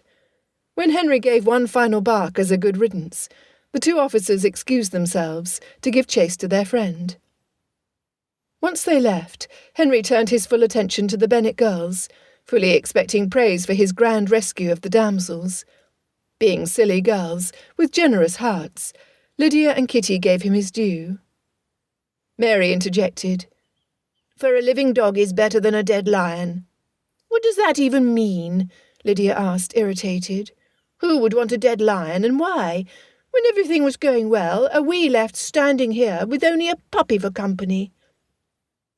Elizabeth shook her head at her sister's conduct, as well as her disappointment in not even getting the man's name. She knew her nature. Frustration was never a friend. Rather, it tended to increase her ire, or her desire to get to the bottom of a mystery, with the diligence of an aged detective fully embroiled in a perilous plot. Was the man fearful of dogs? He had made the first move in offering his hand to Henry, so that was unlikely. Was he fearful of Mr. Darcy? That she understood. Or did she? In all of her conversations or interactions with Mr. Darcy, not once had Elizabeth worried for her safety. He had been arrogant and opinionated, but she had not perceived him as a bully. In fact, watching his kindness towards Henry, even in the face of blatant disobedience, as the puppy repeatedly escaped Netherfield against his master's bidding, she acknowledged her view of Mr. Darcy's character had undergone somewhat of a change. No, the newcomer should have no reason to fret in being in company with the puppy or Mr. Darcy. Possibly he really had business to care for. Propriety did not allow her curiosity about the man's nature to be satisfied without her prying where she did not belong, so Elizabeth turned her attention back to the puppy. Kitty bent to wipe the grime from Henry's face with her delicate lace-lined handkerchief. Lydia soon joined her with the claim, "There are other officers besides those three. We will impress them with our sweet-faced puppy, Kitty. If they see us being kind and taking good care, they will want to marry us so we can take care of them too, I'm sure." Where does she get such ideas? Elizabeth wanted to scoff. Then she recalled Mr. Darcy accusing her of using an innocent pup as a mean art to attract him as a husband. Looking carefully at her two sisters, where she had once concluded his idea was preposterous, she suspected he might have had the right of it after all. Whether or not they all were correct, the salient point was that Henry was enjoying the attention from the girls far too much. He pranced, then he preened. When a dust particle must have got too close to his nose, he sneezed, then wiggled, before running in circles around the Bennets. Elizabeth knew that move. He was herding them, doing his job. What a happy puppy he was. Smiling at his antics, the sisters at first failed to hear horses approaching. Once the mounts reached the far side of the haberdashery, Elizabeth looked up to see Mr. Bingley and Mr. Darcy riding quickly towards them. When they were close enough, Elizabeth could see the determination upon Mr. Darcy's face. She knew that look. She had seen it daily since her first acquaintance with the puppy in the field. He was after Henry.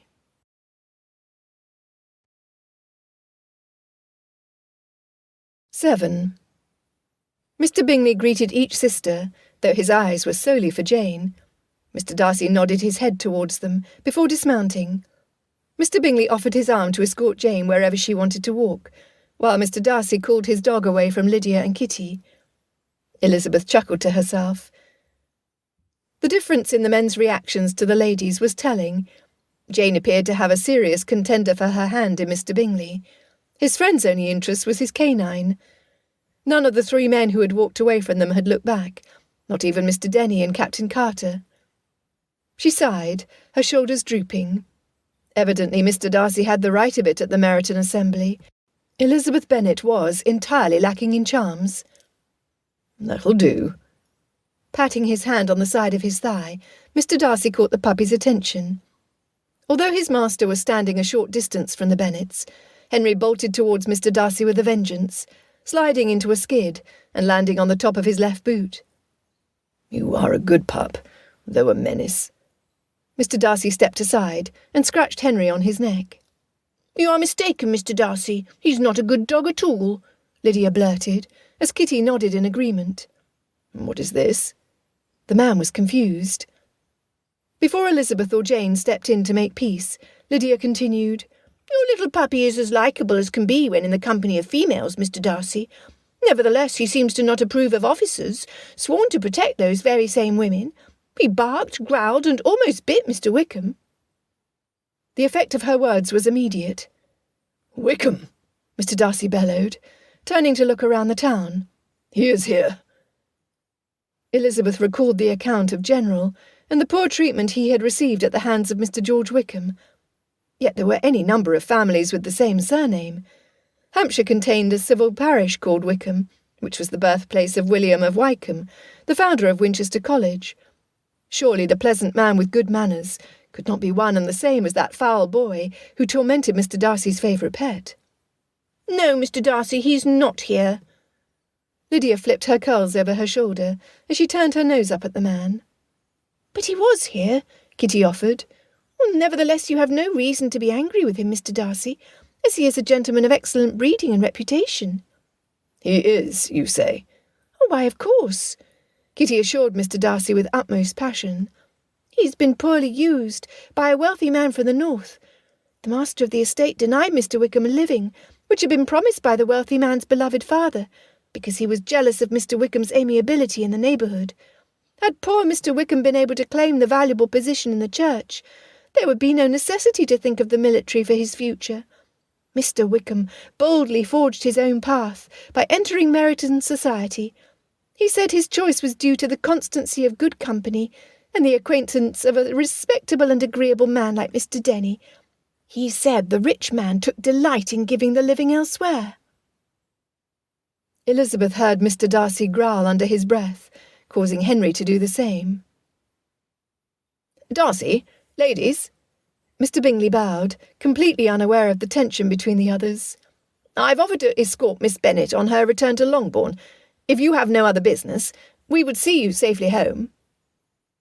Kitty, Lydia, and Mary readily agreed, turning to walk far enough behind their eldest sister that Mr. Bingley's horse did not bother them. Elizabeth watched Mr. Darcy. His hands were fisted, his face was red, and his dark eyes shot fury. She heard the air flowing quickly through his nostrils as they flared. Dear Henry, recognising his master's tension, whimpered, bowed his nose to his paws, then leaned his slight weight against the man's hessians. "It is him, is it not?" Elizabeth asked. "Yes." Elizabeth was horrified. Where she had concluded the newcomer would be a wonderful addition to the neighbourhood, she now knew better. He was a disgrace, not a gentleman. "A man of his ilk does not belong in a church." "He does not." Then you were in the right to deny him the living. I was. His eyes drifted to hers. He exhaled. He will spread lies, as he always does. His claims rarely change. I would imagine his success at gaining sympathy would— He is a champion at promoting himself, Miss Elizabeth. Mr. Darcy removed his hat and ran his hand through his hair. Mr. Wickham is blessed with such happy manners as may ensure his making friends. I cannot believe anyone who would be cruel to a defenceless animal would treat humans any better. You are correct. He is vile even toward the innocents. Without verbal agreement, they began walking behind the others. Henry stayed close to the humans and away from Mr. Darcy's horse. Bile rose into her throat. She felt wretched. How could she have found Mr. Wickham appealing? Had she no ability at all to determine who was a good man and who had only the appearance of goodness? Chagrined at her ignorance, Elizabeth pondered the consequences of allowing the rake freedom of Longbourn's parlour. Her father would need to know. Which thought brought to mind the conversation in his bookroom. "Blast!" Mr. Darcy exclaimed. "Do you think Wickham realised Henry was mine?" I do not know. Chewing her bottom lip, Elizabeth thought back on the brief encounter. There are many here who do know. Mr. Wickham should have easy access to the information, as there would seem to be no reason to withhold it from him, should he ask someone other than myself. Before Elizabeth reached for Henry, Mr. Darcy lifted him to his chest. Henry's little tongue bathed the man's chin. "I will do all I can to protect him," he promised. Of this I have no doubt, she reassured him, confident it was the truth. I have another subject equally as unpleasant to share with you, if you would be so kind as to listen. Proceed. Before she began, Henry wriggled his way to the ground, then took off at a run towards Mr. Bingley, running circles around the man, until he had to take his eyes from Jane. In the time it took to travel the 1 mile distance from Meryton to Longbourn, Elizabeth shared the majority of the exchange with her father, including the compromise between her parents, and his fears the same could happen between his daughter and the man from Netherfield Park. Mr. Darcy sighed. "Oh, sir, I will do everything within my ability to keep this from happening. I have confidence you will do the same.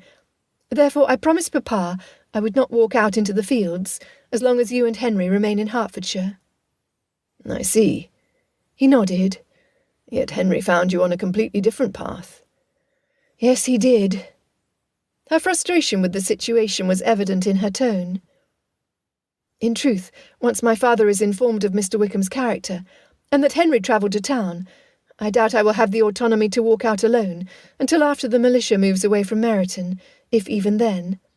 Where there has been freedom in the familiar, these men are strangers. It is no longer safe." Mr. Darcy lifted his brow as if shocked she had reached such an unfavourable conclusion on her own. "Why are you surprised?" she snipped. By virtue of the fact that he was male, Mr. Darcy would have no loss of freedom. A gentleman roamed to his heart's contentment. He stopped. Facing her, he replied, "Believe me, I am not surprised at your being resolved to exercise caution amidst a battalion of unknown men. What bewilders me is your complete lack of selfishness. Do you know how rare this quality is in my world?" She shrugged, knowing he did not expect an answer. Her surprise was that his words sounded very much like a compliment. "Then I am in no hurry to visit your world, Mr. Darcy." He laughed aloud, the rich timbre of his voice causing the rest of their party to turn, and Henry to run back to them. You laugh." Oh, but he was handsome when his dimples were fully displayed. His eyes were alight, and his straight white teeth glowed in the late autumn sun. She clasped her hands tightly, in a futile effort to contain her wild emotions. Henry assumed she was playing a game. Bouncing in a circle, he yipped and barked, then ran in circles around her and Mr. Darcy. "He is herding us, sir." "He is," Mr. Darcy admitted, as he avoided stepping on Henry when he resumed walking. "Miss Elizabeth, my laughter came from imagining Miss Bingley truthfully proclaiming she would want nothing to do with my world. In fact, I know of no other female, with the exception of yourself, who does not long for the first circles of society, to be one of le bon ton." Then pray allow me to introduce you to more, for I am not an anomaly in Hertfordshire. She chuckled. Jane is the least selfish person in all of humanity. She has no capacity for being fashionable for the sake of fashion. Mary would rather apply herself to improvement for improvement's sake than go to London. Even Kitty and Lydia would rather wed a man in uniform than a prince or a duke. My friend Charlotte Lucas yearns for a comfortable home to care for her future, with no expectations of grand wealth. A simple life is our desire. So you say, he murmured. Elizabeth almost saw his mind working as he carefully considered each word. It was at that moment she realised he was a cautious man. I might inquire, sir, whether you would choose to pursue wealth and position if you were not born to it. Her question was boldly done, yet she felt it only fair.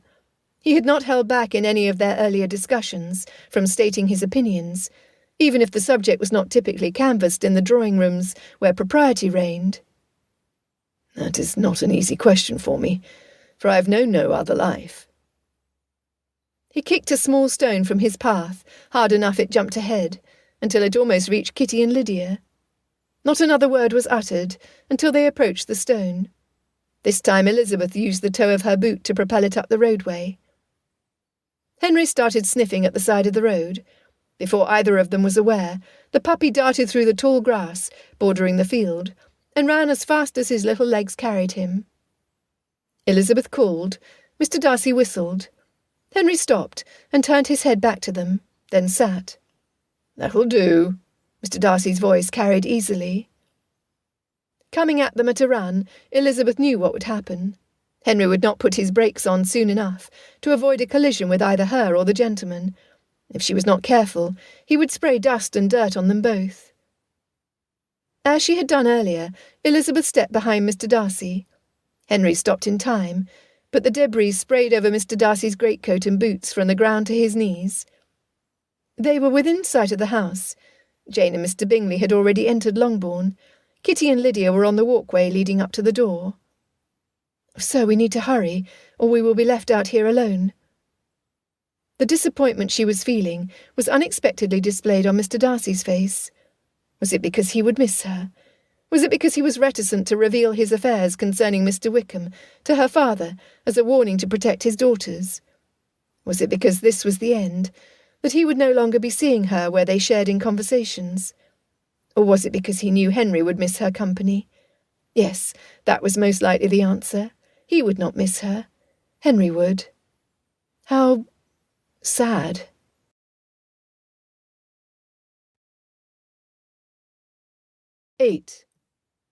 Sleep evaded Elizabeth that night, so she sought comfort in her novel to dispel the events of the day. The Thorn and the Rose was exhilarating. Elizabeth devoured every word.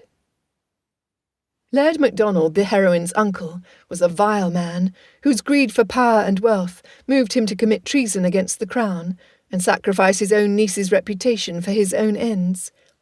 Lady Violet Truelove had fortitude when her mettle was tested.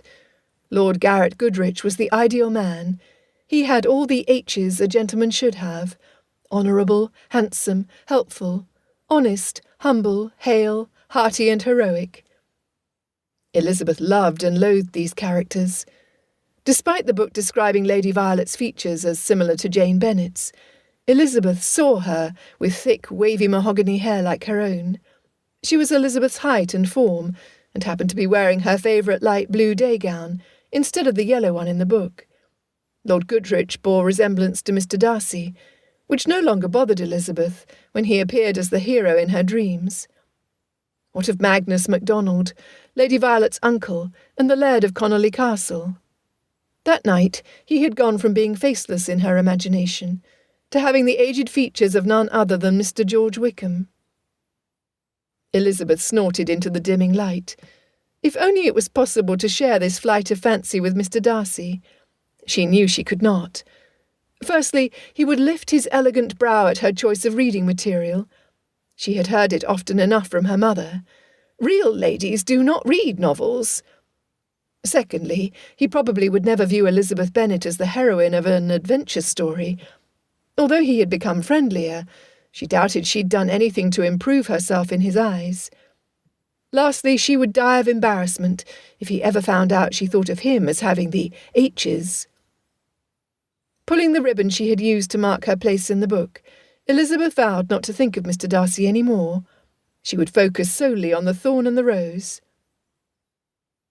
When the laird's servant returned to the cottage with a bowl of water, his malicious cackle as he left it in the far corner grated on Lady Violet's frayed nerves. If their bonds could not be undone, they would be forced to wiggle and writhe across the floor, then lap the liquid like dogs. Vile man! Once the servant was gone, Lord Goodrich intensified his assault on the cords tied around her wrist. When she was free, she rubbed circulation back into her wrists. Then she turned to help him.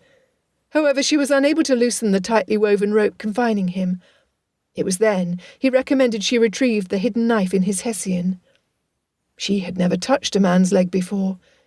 Lady Violet pushed her fingers inside the upper rim of Lord Goodrich's boot, searching for the dagger. Locating the bone handle, she pulled, inadvertently running the back of her hand up his calf.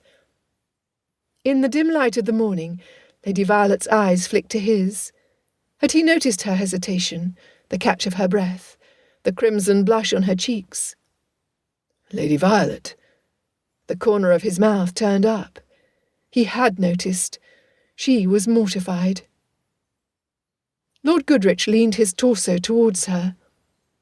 Lady Violet, might you try using the blade to free my hands?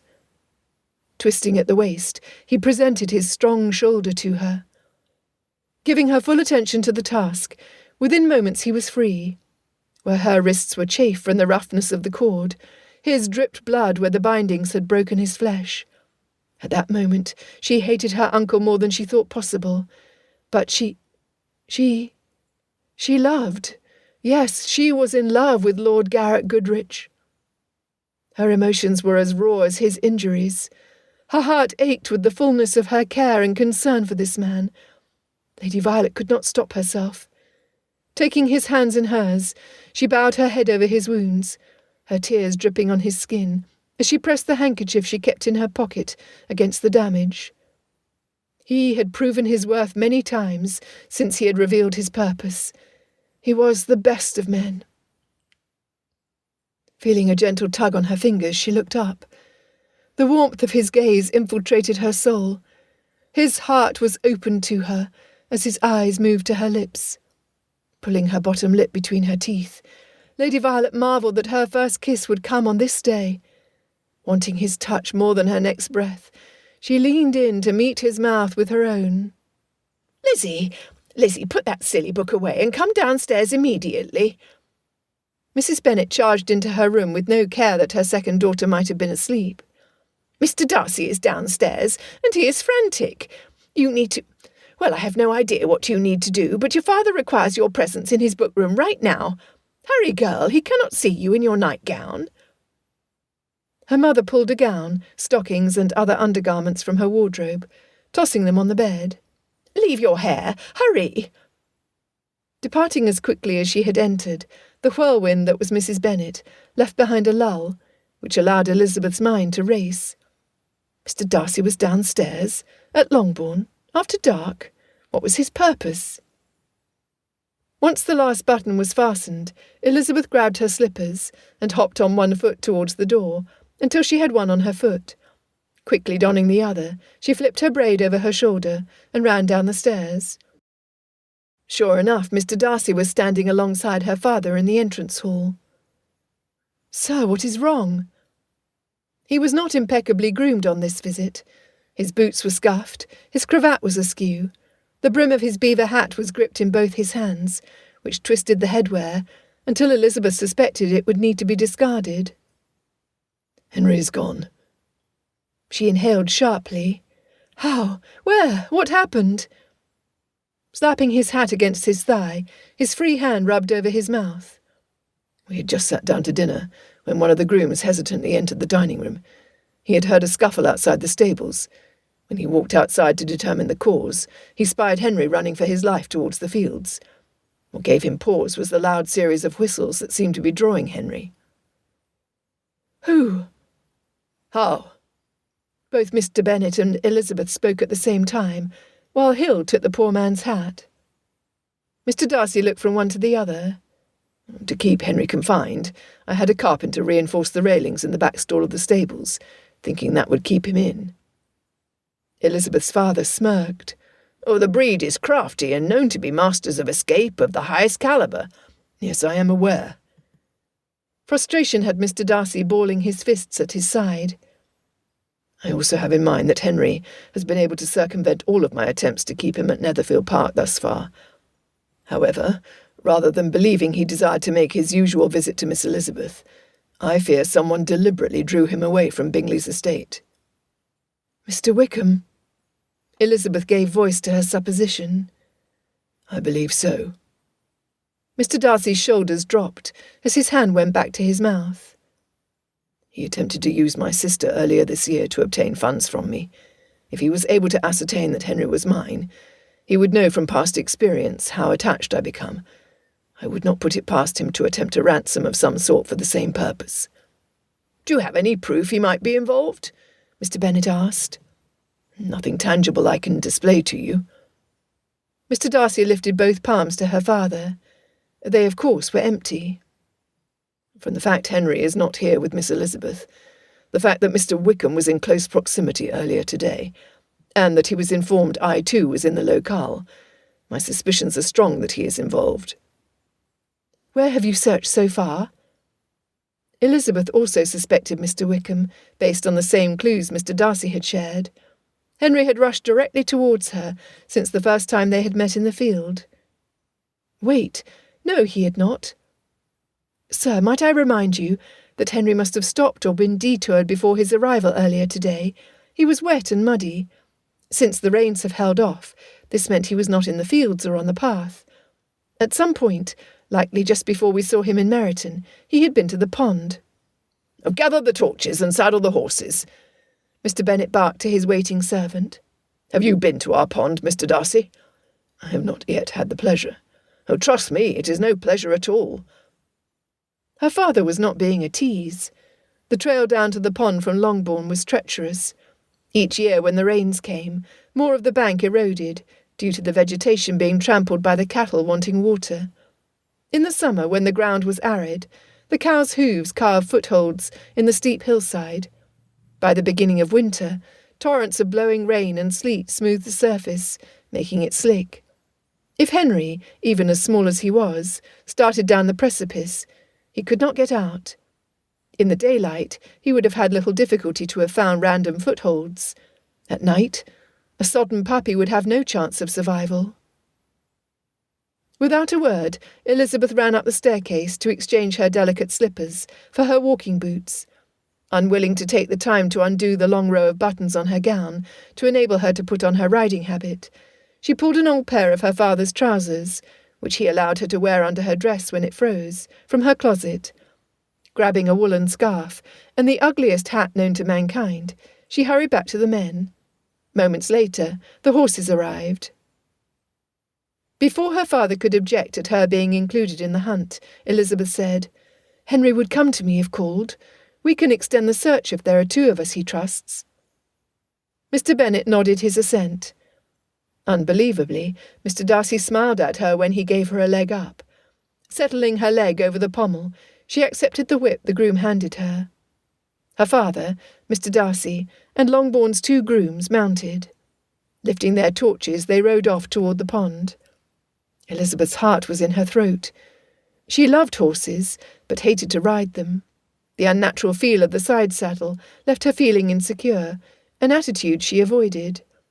As a young girl, her father would pull her in front of him, where she rode in the comfort and safety of his arms. Once her mother determined Elizabeth needed to put her boyish ways behind her, the side saddle was her only option. She would much rather walk. Yet the ground they covered on horseback would take her much longer to reach on her own two legs. She would have wasted their time in their search. So ride she did. Her father was in the lead, flanked by the two grooms. Elizabeth and Mr. Darcy rode behind. He sat his horse well. There was no doubt he was as comfortable on his saddle as he was in any seat in his own home. The largeness of his horse was not nearly as intimidating at her elevation as it was when she had approached the mare in the past. Thinking of the man kept her worries at bay. Once they drew close to the danger area, her focus was exclusively on finding Henry. Neither his slipping into the pond water nor his being captured by Mr. Wickham was a good option. Dismounting, the three men in the lead went to the edge of the embankment. Mr. Darcy assisted her from her saddle. He had whistled the command for his dog to come from the time they had left her house. Clasping her hand in his, they hurried towards the light of the torches. All of them called for the puppy. The grooms roamed one direction, while Mr. Bennet, Mr. Darcy and Elizabeth went the other. She felt a tug on her hand to stop her. Looking up, she saw the reflection of the torchlight in Mr. Darcy's eyes. What she saw tore at her heart. "If he is in the pond," he whispered, his hand going to his heart. "I cannot bear." "Then let us go together." Elizabeth sat on the ground and pulled off her boots. Her stockings followed. She would need the grip of her toes for any semblance of safety. As Mr. Darcy sat and did the same, one of the grooms arrived with the torch. "We followed the rim until we reached the trees on the far side. We saw and heard nothing." Seeing Mr. Darcy's struggle, the man knelt and pulled at the hessians. "You'll be going down, then? We would be willing in your stead." "I thank you, but no. Henry is my responsibility." Mr. Darcy nodded and stood. Taking the torch from the groom, he reached out for Elizabeth. Without hesitation, she put her hand in his. If she slipped, he could catch her. If he slipped, they would both get wet. The descent was perilous. Standing sideways, they slid a foot down until they found something to wedge themselves against. Twice their feet could not keep their purchase, causing them to fall against the dirt as they skidded downward. Once they reached the bottom, Mr. Darcy held the torch over the pond. Nothing disturbed the calm of the water's surface. Elizabeth's heart was in her throat. More than anything in the world, she did not want to find Henry at the pond. With each step forward around the water's edge, Mr. Darcy's hand seemed to squeeze tighter. His footsteps did not hesitate, nor did he take his eyes from the shoreline. His valour had no limits. Elizabeth feared if she was on her own, she would be a trembling mess. Moving southwest, they finally reached the trees, without finding Henry or any sign of him having been there. As Mr. Darcy searched the water, Elizabeth scoured the bank for a trace of a trail where a puppy would have attempted his escape. Nothing. Returning back the way they had come, they proceeded around to the other side. Still nothing. It wasn't until then that Elizabeth heard Mr. Darcy's exhale. The poor man. When they reached the spot where they had first descended, Mr. Bennet directed their attention to the ropes they had tossed down for their use to regain the surface. Within minutes, Mr. Darcy and Elizabeth were pulling their stockings and shoes back on, after Mr. Bennet and the grooms had walked away to allow them privacy. Helping her to stand, Mr. Darcy did not immediately release her hand. "I thank you, Miss Elizabeth. If Henry had been there, he would have been pleased we found him together." Her heart melted. The gentleness of his voice, the kindness of his words, and the tender way his thumb caressed the side of her hand, turned her knees to jelly. Mr. Bennet interrupted the moment. "While it is good news we did not find the pup, it is bad news that Mr. Wickham seems to be involved."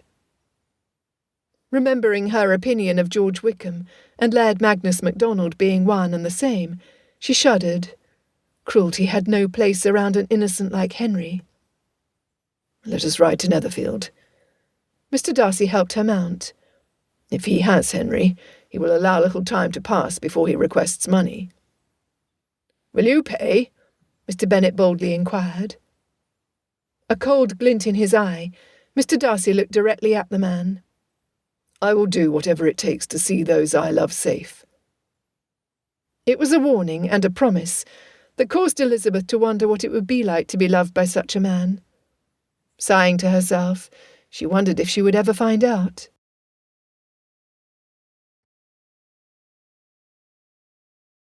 "9. A sealed note was waiting for Mr. Darcy when they arrived. Mr. Wickham had, as Mr. Darcy suspected, been quick with his demands. £10,000 in exchange for the puppy to be delivered to a rooming house in London. Once the funds were received, Henry would be turned over to the staff at Darcy House in Mayfair. 10,000, Mr. Bennet whispered to himself. He looked to Mr. Darcy, openly wondering what the man would do. Mr. Darcy reread the parchment before dropping it onto the table next to where he was seated.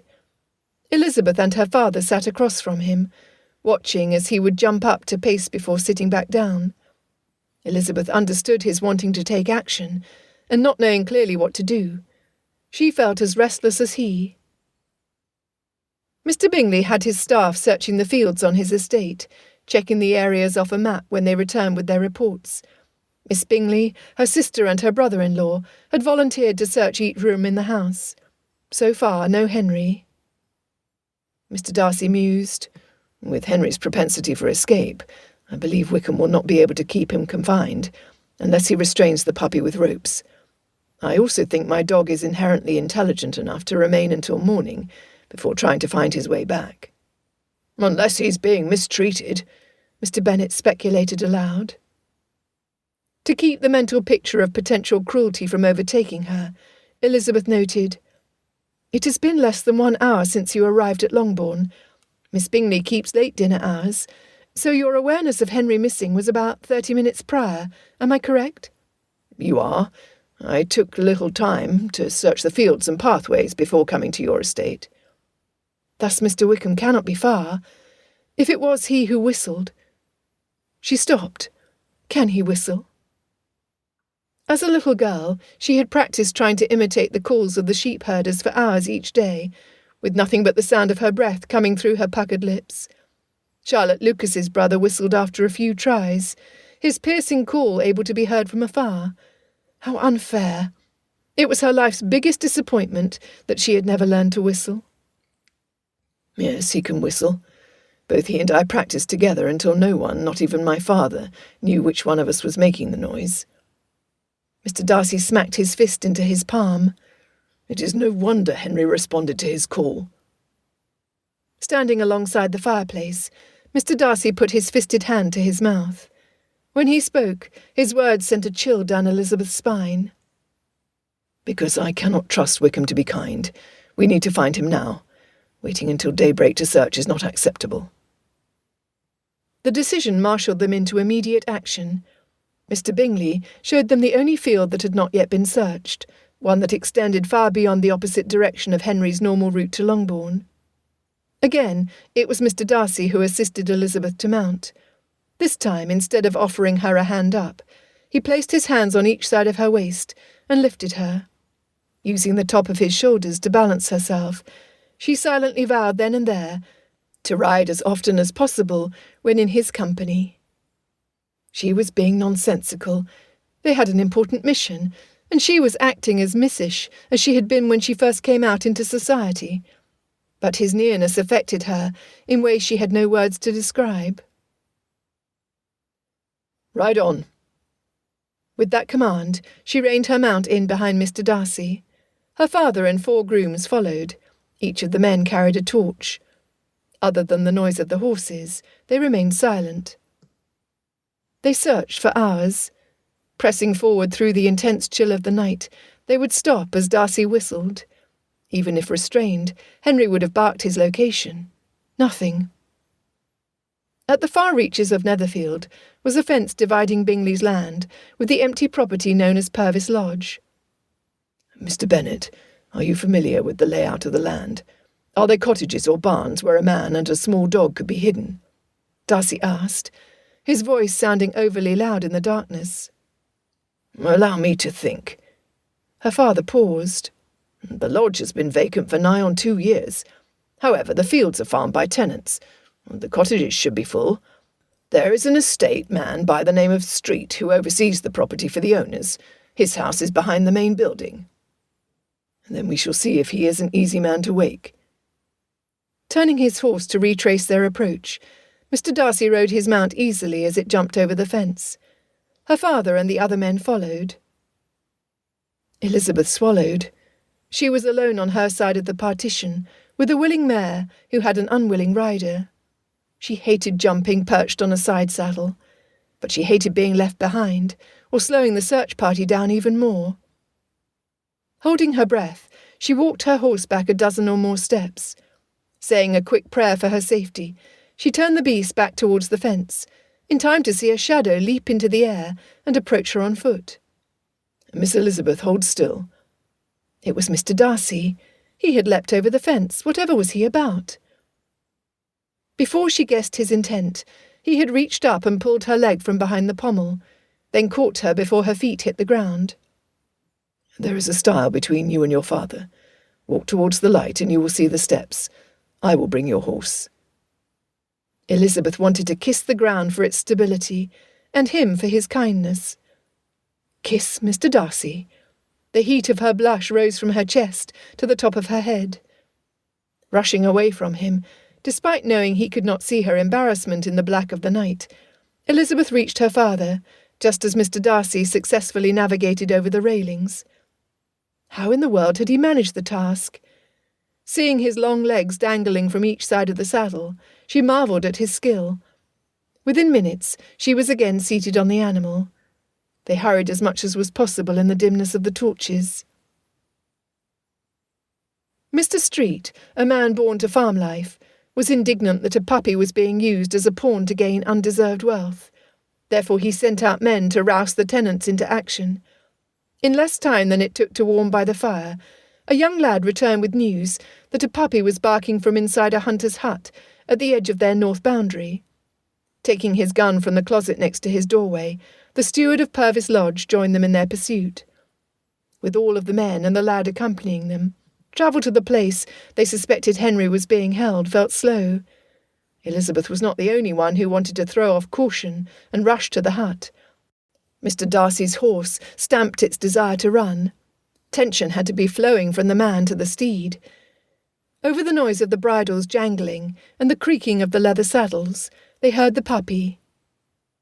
Sharp barks and snarls sounded aggressive rather than fearful. A short series of yips stopped abruptly as the muffled curses of a man filtered through the walls. When Henry whimpered, Mr. Darcy jumped off his horse and ran up the pathway to the hut. Bursting through the door, he was gone from Elizabeth's view. Kicking her knee free of the pommel, she slid inelegantly to the ground, running behind the other men. She had to push her way forward, as her father moved in front of her.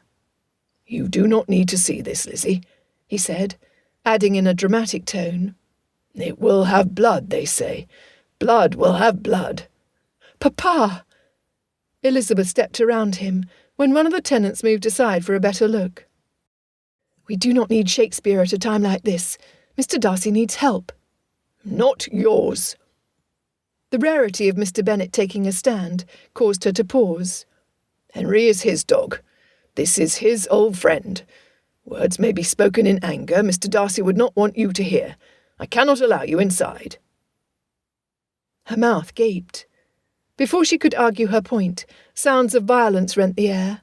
Furniture crashed, and men grunted. Henry barked until Elizabeth heard the soft tone of comforting words coming from Mr. Darcy. Uncaring of her disobedience, Elizabeth pushed her way inside. Wickham leaned against a wall, his hands cupping his nose, while blood dripped down his chin. Mr. Darcy was squatted on the ground, Henry cradled to his chest. Elizabeth rushed to them, putting one hand on Mr. Darcy's arm and the other on the puppy. She kneeled next to Mr. Darcy, her back to the others. She cooed and fussed, while Mr. Darcy closed his eyes, his face raised in gratitude. Henry had been tethered to the wall with a strip of leather. His paws were bound in a series of knots. Elizabeth ruffled the hair on his side where he must have been laying. His tongue flicked rapidly over Mr. Darcy's chin. "A knife, sir," Elizabeth suggested softly.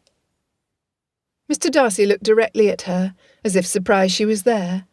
His focus had been completely on the dog. Giving Henry's head one last rub with his chin, he handed the squirming puppy into her arms. Reaching into his boot, Mr. Darcy pulled a dirk from its concealed place in the leather, similar to the one she had imagined Lady Violet found in Lord Goodrich's boot. holding Henry tightly so he would not endanger himself as Mr. Darcy applied the blade to the straps. Elizabeth held her breath until all 4 paws were free. She was not the only one feeling relief. Henry bounced from her arms, running in a small circle as he wove in and out of the men's feet.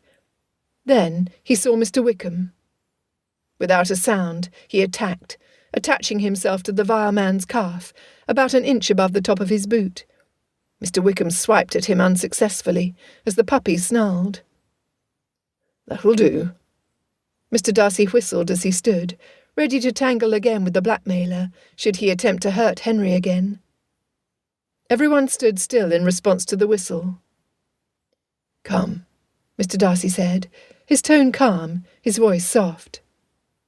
Abandoning his attack, Henry bounced to his master, jumping up with his front feet on Mr. Darcy's legs. Within minutes it was Mr. Wickham who was trussed like a bird, headed to the cooking pot. Since Elizabeth's father was the local magistrate, he would be hauled at daylight to the small jail behind the blacksmith's shop, until the assizes. Until then 4 of the tenants, along with Mr. Street, offered to stand guard. They wanted the villain to receive the justice due him for his crimes. The rest of the men filed out of the small space to mount their horses and return to their homes. Deciding it was easier to use the roads rather than cross the fields, Mr. Bennet went to his horse. This left Mr. Darcy with a dilemma. With Henry in his arms, he could not assist Elizabeth to mount.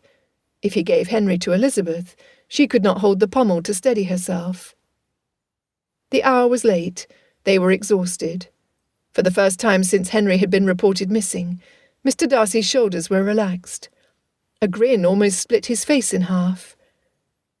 "Oh, even in the muted light of the torches he is so handsome." Her father approached them. He was seated on his bay mare, his hand outstretched for the puppy. "I will take your young man, if you do not mind." Henry was happy with the acquaintance, sniffing and licking his approval. Mr. Darcy placed his hands on each side of her waist. Elizabeth prepared to spring up to the saddle. However, he made no move to lift her.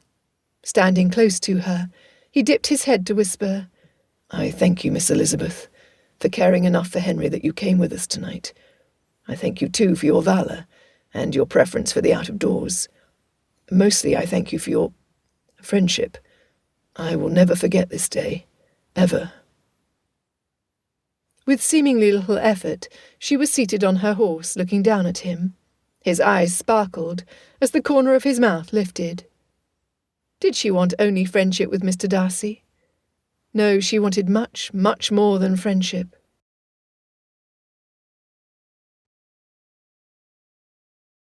10. She had assumed she would fall asleep immediately upon her return to Longbourn. Elizabeth had been wrong. Finally, she relit her candle and pulled out the novel. There were only 5 pages left to read. She sighed as the full story played through her mind, like a production on a London stage. The similarities between her and Mr. Darcy, and the tale she found entertaining, could not be missed. Like Lady Violet, she had at first been opposed to the haughty man, only to find he was not that sort of gentleman at all. Like Lord Goodrich, Mr. Darcy was a hero, rushing into the hut without concern for himself, his sole goal to rescue someone he loved. Could he ever love her? Would he ever love her? A tear pulled at the corner of her eye, before slowly making its way down her cheek to her pillow. She wanted Mr. Darcy to love her as much as she loved him, because love him she did. Her whole heart was his for the asking. If only he would ask. Opening the cover, Elizabeth flipped to the final few pages. The rescue had been breathtaking. Lord Goodrich held Lady Violet's hand, helping her over the moors, until they found the troops waiting for them. Laird MacDonald had been arrested and taken to prison. Lady Violet was free. Elizabeth read Lord Goodrich's declarations of love and his proposal of marriage to Lady Violet. The words were so sweet they made her weep. She was not surprised in the slightest when Lady Violet accepted. Nonetheless, it was the final words that pulled at Elizabeth's heartstrings, until she sobbed, closing the cover and tucking the book close to her chest. You have made me the happiest man on the earth, Lady Violet. I will spend the rest of our days seeing you are as pleased as I." Lord Goodrich placed her small hand over his heart. "I love you now, and I always will." The end. If only the man of her dreams, her hero, would whisper words of love to her. On that night, in the wee hours of the morning, Elizabeth Bennet cried herself to sleep. She woke to a familiar bark. Henry. Glancing out the window, Elizabeth found the sun up, indicating it was later than she usually woke.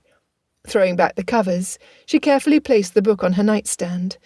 When she arrived downstairs, there was not a soul to be seen. The door to the outside stood open.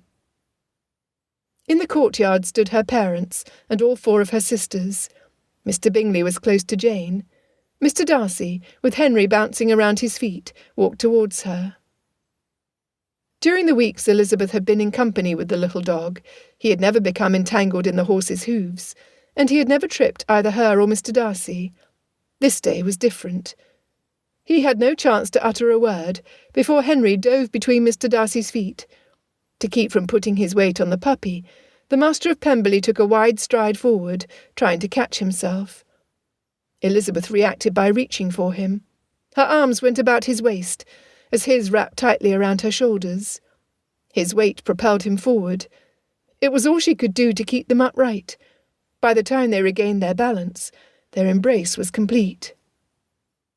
Mrs. Bennet squealed. "Oh, look, Mr. Bennet, it was just like the 2 of us all those years ago. They will need to marry just as we did. Mr. Bennet, Mr. Bennet." "Hush," Mr. Bennet kindly chuckled. "I think we need to leave them to themselves to sort this out." To Henry he snapped his fingers. "Come with me, young man. I believe we can find a treat for your outstanding behaviour." Her father winked at Elizabeth on his way into the house, closely followed by his wife and the puppy. "Mr. Bennet, perhaps we need a puppy of our own. We do have 4 other daughters to see wed, you know." "I know." Turning to his other girls, he beckoned them inside. Lydia, supported by Kitty, exclaimed, "I want a dog who will knock me into an officer, and I want him now." Mr. Bingley muttered as he passed, his eyes following Jane. "Perhaps I need a puppy too." When the door closed, Mr. Darcy cleared his throat. Taking a step back, his arms dropped to his side. Hers did the same. His face bore the same rosy tone that undoubtedly matched Elizabeth's. "Miss Elizabeth, he began, his eyes never leaving hers. "In the beginning I was wrong. I was the one who was not tolerable. My actions were anything but handsome. Simply put, I do not deserve you." Mr. Darcy reached for her hand, cradling it in his own. "With that said, I offer you my heart. I offer you my home. I offer you my wealth and my name. Could you... He cleared his throat again, then dropped to one knee. "Will you marry me? Would you be my wife?" "You love me?" she whispered as her only response. "Since the first time I had to come to find Henry, when I saw you with him, my affections were engaged." He dropped a soft kiss on her fingers. "And now my love for you is rich and lasting. I yearn for you to be my bride." Her heart skipped a beat. "I love you too." "You will marry me?" "Do we keep Henry?" she inquired, her heart full and light at the same time. "Absolutely," he reassured her, his smile a thing of immense beauty. "Then yes, I will marry you." Elizabeth leaned in for his kiss. Her first kiss, her first embrace. A perfect fit. "Will being happily ever after work for you?" he teased, his forehead resting against hers. She could not restrain her smile. "That'll do." The end.